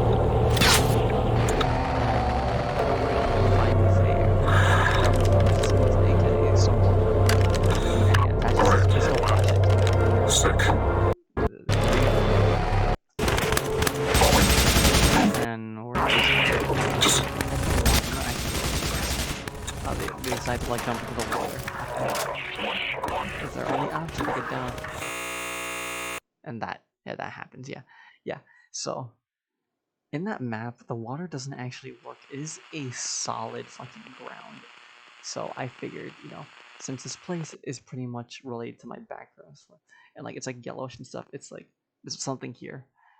There's some like conspiracy going on here with the backrooms. But we don't know that yet as a viewer, but people are supposed to understand that, this place is yellowish, has a weird eerie background, and all that stuff. What else? I guess I was treating it as some sort of like teleporting little ground thing. Like you can't touch it; it'll just like send you somewhere else. See, that's where this is where it gets transferred. Number one.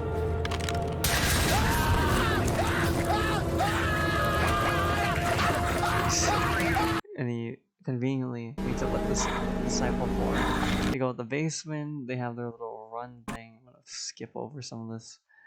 And they find a corpse. And there's a big tunnel here. And then it's like the body fell.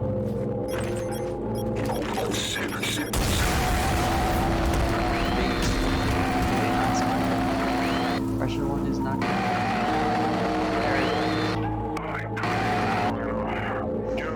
The guy that was chasing him, and then this guy is not actually Disciple 4, it was a guy dressed in the suit.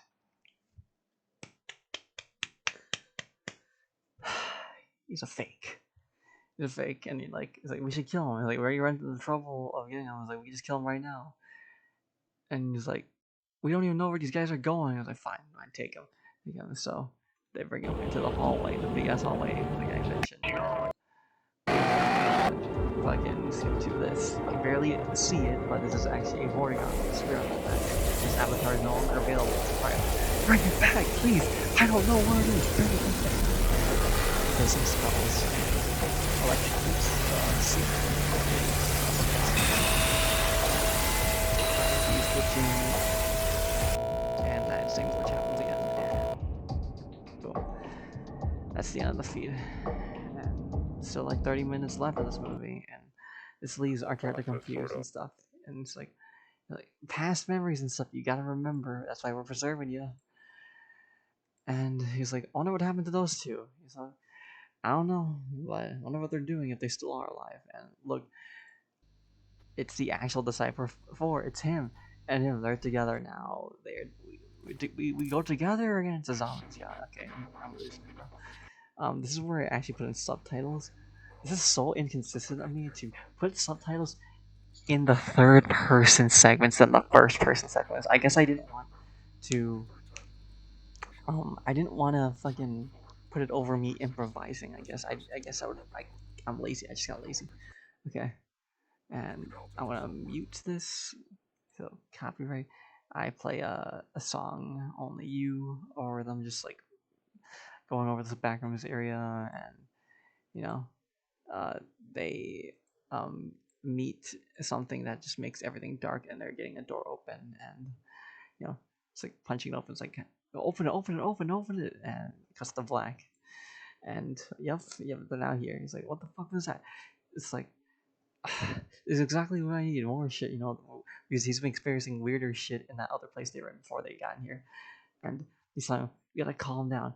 And like, if we see anything, we just fucking go away. And then he's like losing his mind. And he's like, I'd rather be back working Soul Workers Depot. He's like, as long as we stick together, we should be fine. And it's like, you know, I wrote this dialogue in the fact that most backrooms films I see stick with like one person, you know, or like they end up alone because like the person dies or something. And I wanted to make it where it's two people, you know, go together. So having two individuals who are trying to process a situation, go through everywhere, and just roll with it, you know, until they find someplace safe. Just keep going. And they have their weapons. And I might be asking, you know, why would those guys like let them keep their weapons if they're sending them to the back room? So, long story short, they've been sending people in here, and well, none of them have come back out. So, just send them in there with their weapons. You know, it's the least they could do to see, you know, how long they survive. Yeah. And then they meet this thing, this fucking robot right here. That's actually a Fallout robot. It was an avatar that was really customizable, and well, I had a person customize it to make it look like a junk robot. And I don't really have a lore thing here other than like I want them to face something that's in here, you know, more weird shit. And well, they faced off of this thing, and it says a laser beam and knife hands and ammo. It's like out of ammo's SMG, but he still has his revolver. And he's got one shot at this. He's getting closer, and his revolver takes a shot. It's dead. The robot is down. Guys, it's down. It's down. And he's like, nice shot. And they move on. And moving on from here, I'm gonna skip forward all the way right here. So this is right here. This is where things get crazy, guys. So we hear some like munching sounds in this area. You might recognize this map. It's like, wait, I've seen this map before. And they're like being quiet. So he peeks around the corner. And what does he see? The rake. The rake. And this area seems very recognizable. And he goes around the corner and he's like, that looks like a dangerous ass fucking creature. We should not do it. You know, but he's like communicating it with language, sign language. And a zombie comes out of nowhere. He holds it back and shooting it, and the monster gets alerted. It the rake screams, and he's like, "You just fucked us." And boom, he gets shot. Shot alive, and shot again. He falls down. He's like, "Oh yeah." And yeah, pepper spray in the fucking eyes. Rake is like, I sure heard. And he goes away. And now, like, yeah, it's like, what? Yeah, yeah, it worked. It worked. And they peek around the corner. And look who they see.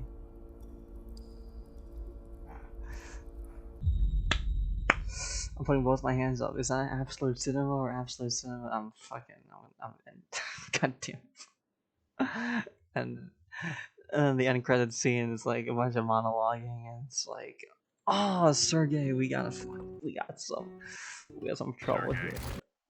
Why ready to cause some fucking mayhem? He says, and he holds his hammer, and that's it. That's the end of this film. Complex priority. It's fucking. Oh my god, bro. I don't even know what to say about this one, but backtracking a bit. So, to the ending of this, right here. This is the ending from my second film, you see. The rake ate the head crabs that were there. These are the same cops. Well, not really the same because they were updated over the time period. So I'm using the same ones, but later using a different fucking model stuff on it now. But you get it. I'm trying to be as consistent, but not really consistent as possible. And you get it now. Instead of the Wallhammer going into that really dumb adventure, he meets these three. So these two Silver Protection. Well, I'm saying these three because backtracking again a bit. A third sequel I have in mind involves this guy, like with these guys. So like fourth, I should say fourth sequel, essentially. I don't fucking know what I'm saying no more. So these two guys, this Wallhammer and a Vortigaunt, and this guy.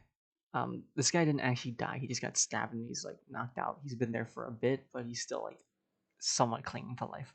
And it's like because we didn't hear his flatline go off. And so what happens is the Vortigaunt is going to heal him, and basically, yeah, like I just go for there. They have a whole posse, 3 Silver Protections, Wallhammer, and a Vortigaunt. That's it. That's all I'm gonna say. That's all I'm gonna say about this one. And see, this is it. This is what inspired to be Combine Juggernaut, Skip Fire's the Parry Gods, and Interpreter Uprising, and Kane Pixel's Backrooms. You know what? The fucking inspirations are right here. What am I doing? Look at that. Look at that. Inspirations. And then I think shortly after that film, I worked on this film. Black Mesa film. I always wanted to do a Black Mesa film. Well, there's some good weird here and there. Not enough. As of right now, there are a lot better Abbeys that I have my hands on for, like, you know, the HECU and security guards. I'm not sure about the scientist personnel, but Zen definitely has a lot of better things here. You know, it's a lot of different things here, and well, I always wanted to do a Black Mesa film. Something. And this one is inspired by I think Joanne's HECU video. You know, his like grittiness of it, and I wanted to like focus on, I guess, a group of HECU who have been left behind. You know, in that one line where like, forget about Freeman. We're cutting our losses and falling out. Anyone who's down there now is on his own. There's HECU like just left down here, and so I want to do a film about that, and that's what this little teaser was going to be. And there's more footage, but you know, I haven't really fleshed out. I mean, it's just action footage. You know, I could definitely reshoot them and reuse them, but my problem arises with no maps. I cannot use any maps, and well, if I find people who could port over more Black Mesa maps, then that would maybe get me more into the direction of putting this project on the radar. But aside from that, that's it. That's all I'm gonna say about it. And how long ago was this? Fucking A, bro. A year ago. And wow. That's it. And let's just say it's March, April, May, June, July. Yeah, during those times I had a job. And well, I'm no longer at that job. and well, I tried to work on a new film that I've had my hands on the whole time, and that film is this. My Sentient Sam film, my smoking gun fucking film, the best film I've ever made, ever. This is a point I've gotten to from all of this. Oh my god, where do I even start with this? So, big spoilers ahead if you haven't watched the movie already. I suggest you watch it. You know, or if not, just enjoy my rambling here. How long have I been rambling for? 2 hours. Jesus fucking Christ. Oh my god, what is wrong with me? Doing this before a trip. Whatever. Anyway, getting back into it. Sentient Sam, huh? I made a teaser first. This was before I think I got some footage. I was like, I'm gonna like go back to like my old film, like doing the HUD stuff, with all like the cool numbers, and like yeah, I decided to make this, some lore and stuff. Because after all of the films I've done, the one thing that I wasn't satisfied about was not having a main character for my universe. Because like yeah, Backrooms and Half-Life, and a little bit mix of in between stuff inside the fucking background, but you get it. But I had no motivation because like I didn't have a main character to like follow a story of, because like my character 71 is cool, the Don is cool, all the side stuff is cool, but that's not that is not satisfying enough. I needed something, and then comes along this character, this yellow biker with the cat ear helmet, with the micro Uzi, and then model 1887 that you could flip. Where do I even begin with this? So there was a roleplay server I was in where I roleplayed a character, and I didn't really have a character other than like I went off of like my memory was blurred. You know, I had no idea what the fuck my background is or anything. So it's like, what's it called? I just need a name. Someone just gave me a name, and that was it. That was my character. And during this set event, we had another one where I used the same character, and I was like, I'm tired of just being a medic. I want to do some more things.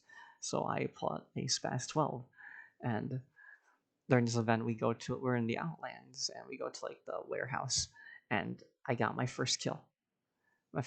And it was taking down a transitional soldier by shooting it in the face and killing it. And that was my first kill. My adrenaline was pumped, and my character goes back. And while we were going back, and while I was dragging out one last person, which I will name as Jackie, I was dragging them because they were heavily injured, and I was the only one who stayed back to try and help them. And I get shanked right in the chest, right behind my chest. I'm just gonna play this while I talk. But I got shanked right in the chest. And who did I get shanked from? A fucking hunter. And a bunch of elites go by in a strider, and they leave us to die, essentially. Yeah. And our characters crawl out of there alive, and that's how it all started.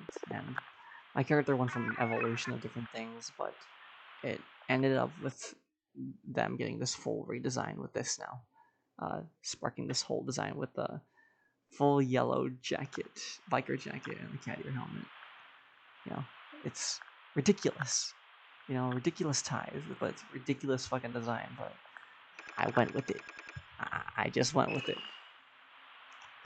And this was like, I don't know, like far into like when I had my character, I decided to like use funny story. I made this character because of one single screenshot of a game. I could actually, so I could try to find it. um, crime. This game. Holy shit, Steam summer sale, $2. Shut up. Anyway, this game had a bunch of screenshots in it, and I played this game a lot at the time because of this singular screenshot. I wanted this. Like, that is such a sick design. A biker girl, like the cat ears on the biker helmet with a fucking minigun. Holy shit, bro. And I needed that. I need that. Like, I wanted that as a fucking like character or avatar. And that's where it all started. For anyone who thinks I came from, like that one anime character with the biker helmet, cat ears, or what's their face, Kill Bill, or the Black Ops Cold War fucking operator, but no, it's none of them. For the most part, it was mostly that Avi, or that picture, sorry. And yeah, and now we're here. Now we're here at this fucking movie, the longest movie I've ever worked on. And this, oh my god, where do I even start with this? Like, so many emotions I felt during the making of this. I felt like every emotion while making this fucking amazing thing. 11 months, 11 and a half months, I think I spent on this, yeah. And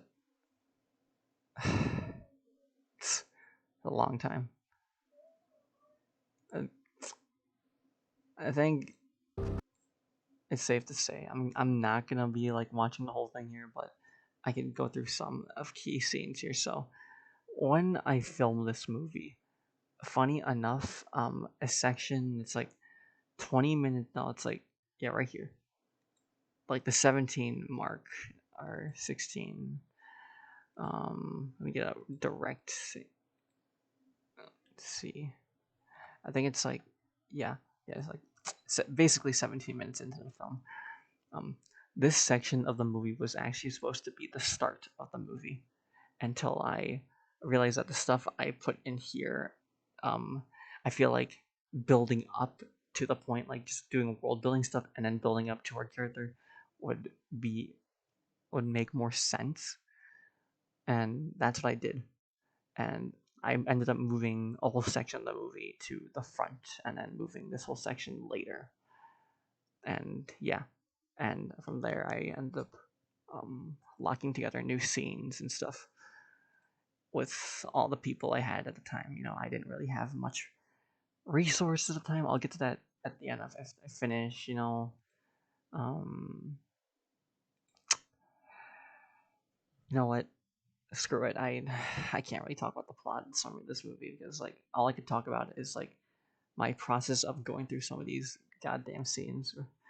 Um, a lot of these scenes were filmed by myself, especially like this is an example of me like this is me just walking around with a set of lines set in mind, like an actual scripted lines here that I'm like memorizing in my head, and I'm just walking around and I have the VRChat camera like look at me feature, and it's just looking at me while I look around, and I'm just like doing a basic movement, making sure I'm not clipping to my body. I'm putting that weight into them. And then I think, yeah, I also did the zombie right here. Like, if you can let me do it, yeah, the zombie right here. I did that first part, and then my friend did the other part, and they just fell over and did that. And I just want to say, a lot of these scenes are filmed out of order, which, if some of you might catch, there is like a lot of, or maybe, okay, not really a lot, but some inconsistencies in some of the film shots, that you might catch. I'm gonna fucking lose it, bro. My breath hurts. My throat hurts. I've been talking for so long. I've been yapping. Oh my god. But anyway, this film happens an hour right after my Overrun film just happened. Like, this is an hour. After that film ended, an hour later, and this film is starting. And that's what you see here. Look, it's that same grunt where his tank got shot. And oh look, it's a that's yellow pants and big footsteps. Who could that be? And oh my god, it's the XIC units. And oh my god, it's the same fucking thing that was like down the ground from my fucking zombie film. You know, it all directs back. And then like seeing the cremator picture, it cuts to the poison zombies from that one area, you know, where they got burnt up by the flamer unit or Echo 2. Yeah. And you see this consistencies and all that. This all the avatar right here didn't exist anymore, but you know, I tried to make it look the same. It was a low poly avatar, Metro Cop, but you know, it was orange, so I was like, use orange arm straps. And we cut to here. Look, it's the fucking world building scenes. You know, all sorts of things I thought of while like looking at Half-Life, other people's Half-Life films, Half-Life lore, Half-Life 2, Half-Life Alyx, and stuff. I'm setting my universe like I think in between Alyx and Half-Life 2, something like that. I don't fully remember all that stuff, but all I know is like in Half-Life Alyx, all the citizens have like their own clothing, so they have their own individuality. In Half-Life 2, they're all like stripped from that individuality. And what I'm thinking, because like I consider Half-Life Alyx stuff and Half-Life 2 stuff all canon in the same part. Like, you know, the like we have like the Combine soldiers in Half-Life 2 compared to the Half-Life Alyx scenes are completely different. And like people are saying like, you know, they were phased out or like, you know, this is a different timeline. But what I'm thinking is like, since they're quarantine zone units, they were designated for the quarantine zone for the most part, you know, and given some subordinate roles at the time.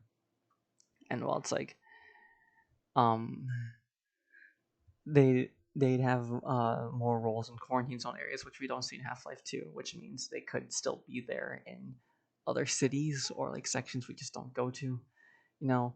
And the more standardized soldiers, instead of them sending out like the grunts or like those other units, they just send out the standard OTA. You know, Half-Life 2 guys, the shotgunner, normal guy, and then eventually the elites.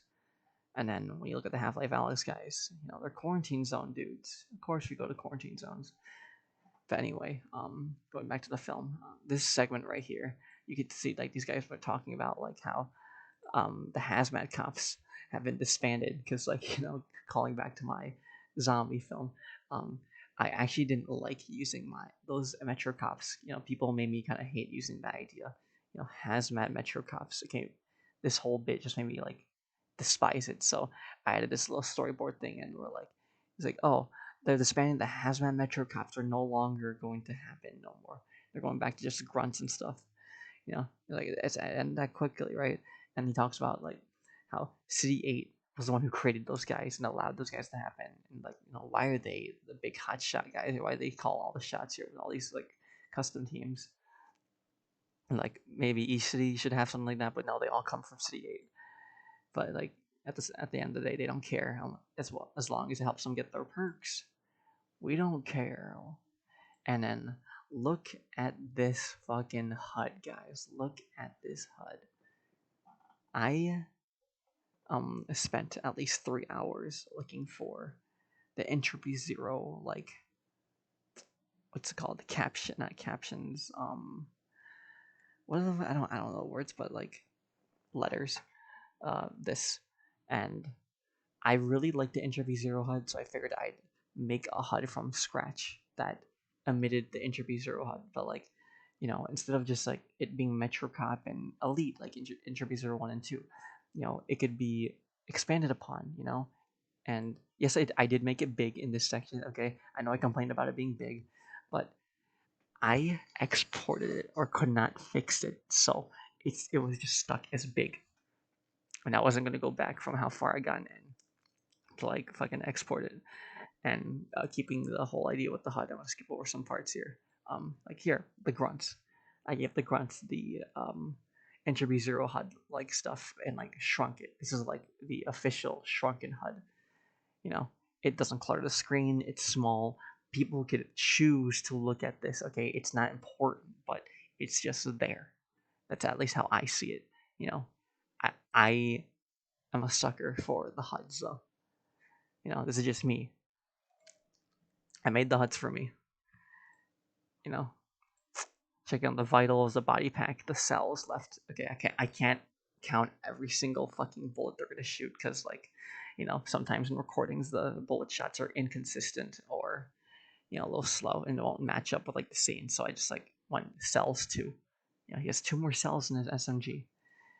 And sticking with the whole like learned location, what class, the cognition status, and just I sort of lowered it for some like units, and of course we see this and what type of weapon they have out, and yeah, you see that commonly, and right here I cleverly did this part right here where when we finally cut back to the nomad guys, um, the HUD is actually small now, and because it's update complete. This update complete is supposed to ensue that.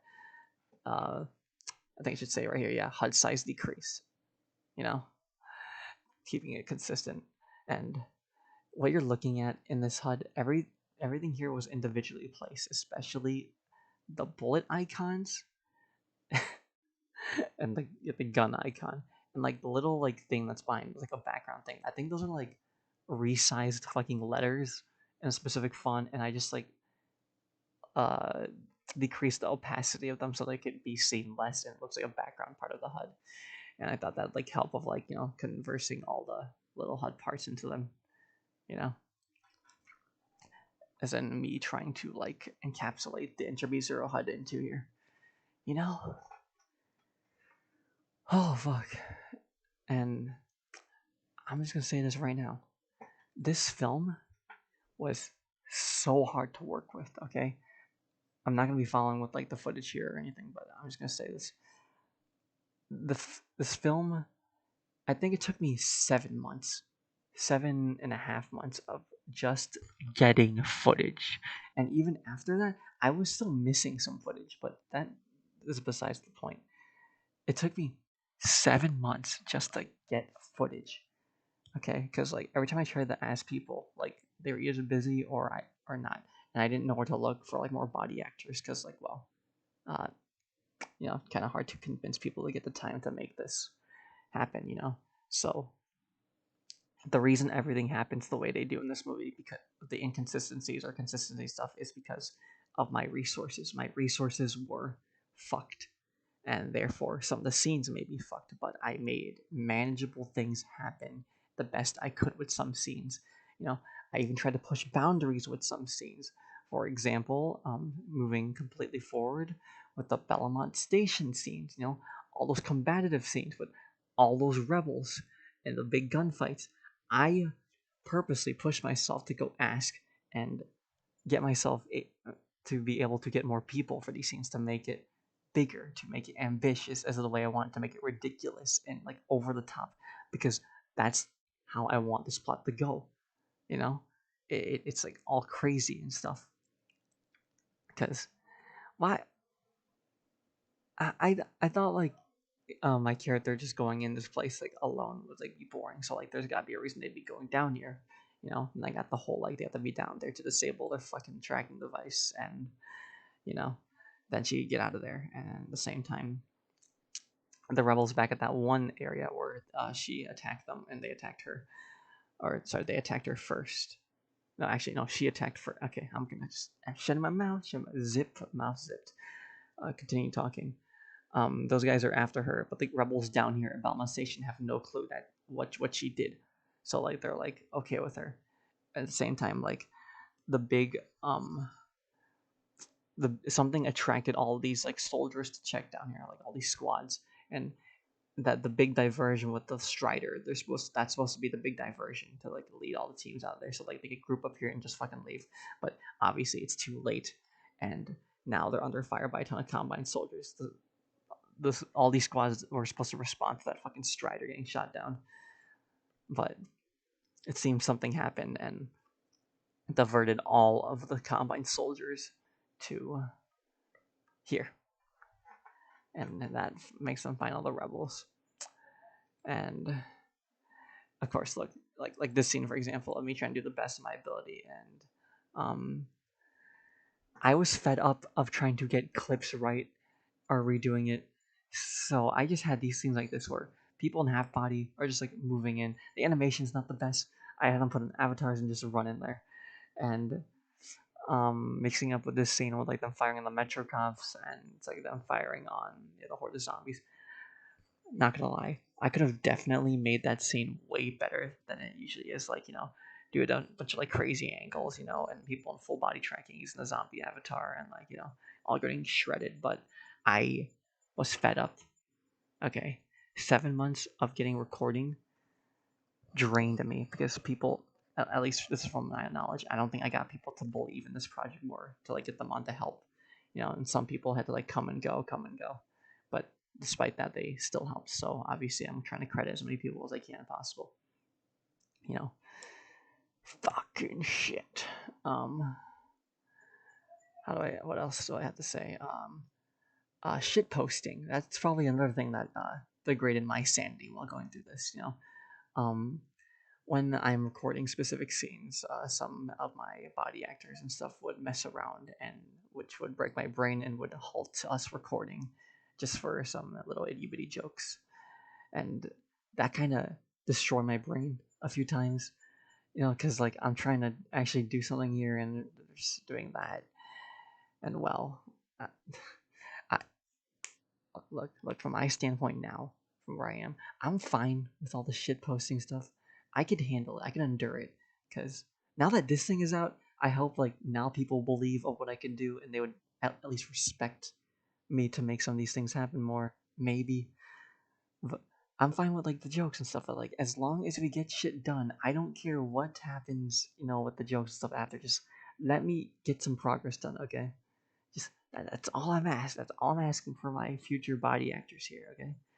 And any volunteers that help me, bro.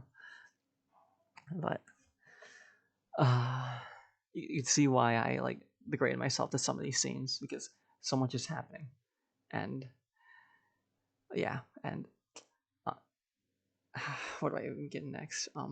The sound design. That's a big one. Big sound design. Oh my god. So let me go back to my Sentient Sam trailer real quick. Um, in the trailer, which was February 27th. It's made and posted around there. This is like around the time I thought I had all the footage I needed. And what I did was I put a bunch of clips together and used this song because I found a little montage of the actual Kill Bill movie. And I thought using scenes in a specific way would be so cool because, like, the song has a meaning to this movie totally, or something. I don't know. But anyway, at the time of making this trailer, all the stuff you hear in like the sounds, that is not the finalized sound. You know why? Because I just cut these clips randomly from like the footage I got, and like I just sound designed them on the top, like right there, just like right here. That's like when you like watch the film and like see these specific scenes, and like you look at here, you like realize like wait a second, that's not the same sounds as here. That's because like I just sound designed it right there. The film had no sounds at all at the time. And how do we describe this? And then when this, since that was like February, and where are we? May, June, July. We're in like that's like 4 months later. I think it took me 2.5 months to completely sound design this entire movie. You know, 2.5 months. That sounded like at least 90% of the footage. Like I sound designed that much. The other 10% was like afterwards. Like the last scene and the end credit scene. Everything's filmed out of order and stuff. You know, and I took the time because I did not want to voice every fucking Combine soldier. I asked a few of my friends, and of course, Mr. Coco. I'm shouting you the fuck out, buddy. He took a lot of the roles of the Combine soldiers here, and like all Combine vocoders and stuff. And well, he voced a few things for me as well, and for other people's voices too. But I digress. I went as far as to search for actual voice actors for this film because I didn't want to just use NPC voice lines or people's voices that won't fit. So I went as far as to search for a dozen voice actors, and Thankfully, the people of the VRC voice actors group hit me with the best help possible. I'm pretty sure like there was when I was getting the voice actors for one part, I think like I had like 10 to 15 people like auditioning their parts at the same time. Like I was like excited and like paranoid and afraid, but also mostly excited. But, like you get it. You get it. The production of this is like way bigger than these films. Like I actually went back to like redo some scenes that I didn't like, or if I was tired of some scenes, I already sound designed it, I'll just keep it in, you know. And to make matters much better with the new people I got, like new folks from a certain funny group, they were able to help me create the scene with the Strider. This entire segment was done under like a few hours, if I'm pretty sure, and I think it took me like a day or two to like sound design the whole thing. But this right here just proves I've like gone farther. I could sound design stuff to like fucking like quality shit. I could fucking make a film in a short amount of time, you know, and also make it good.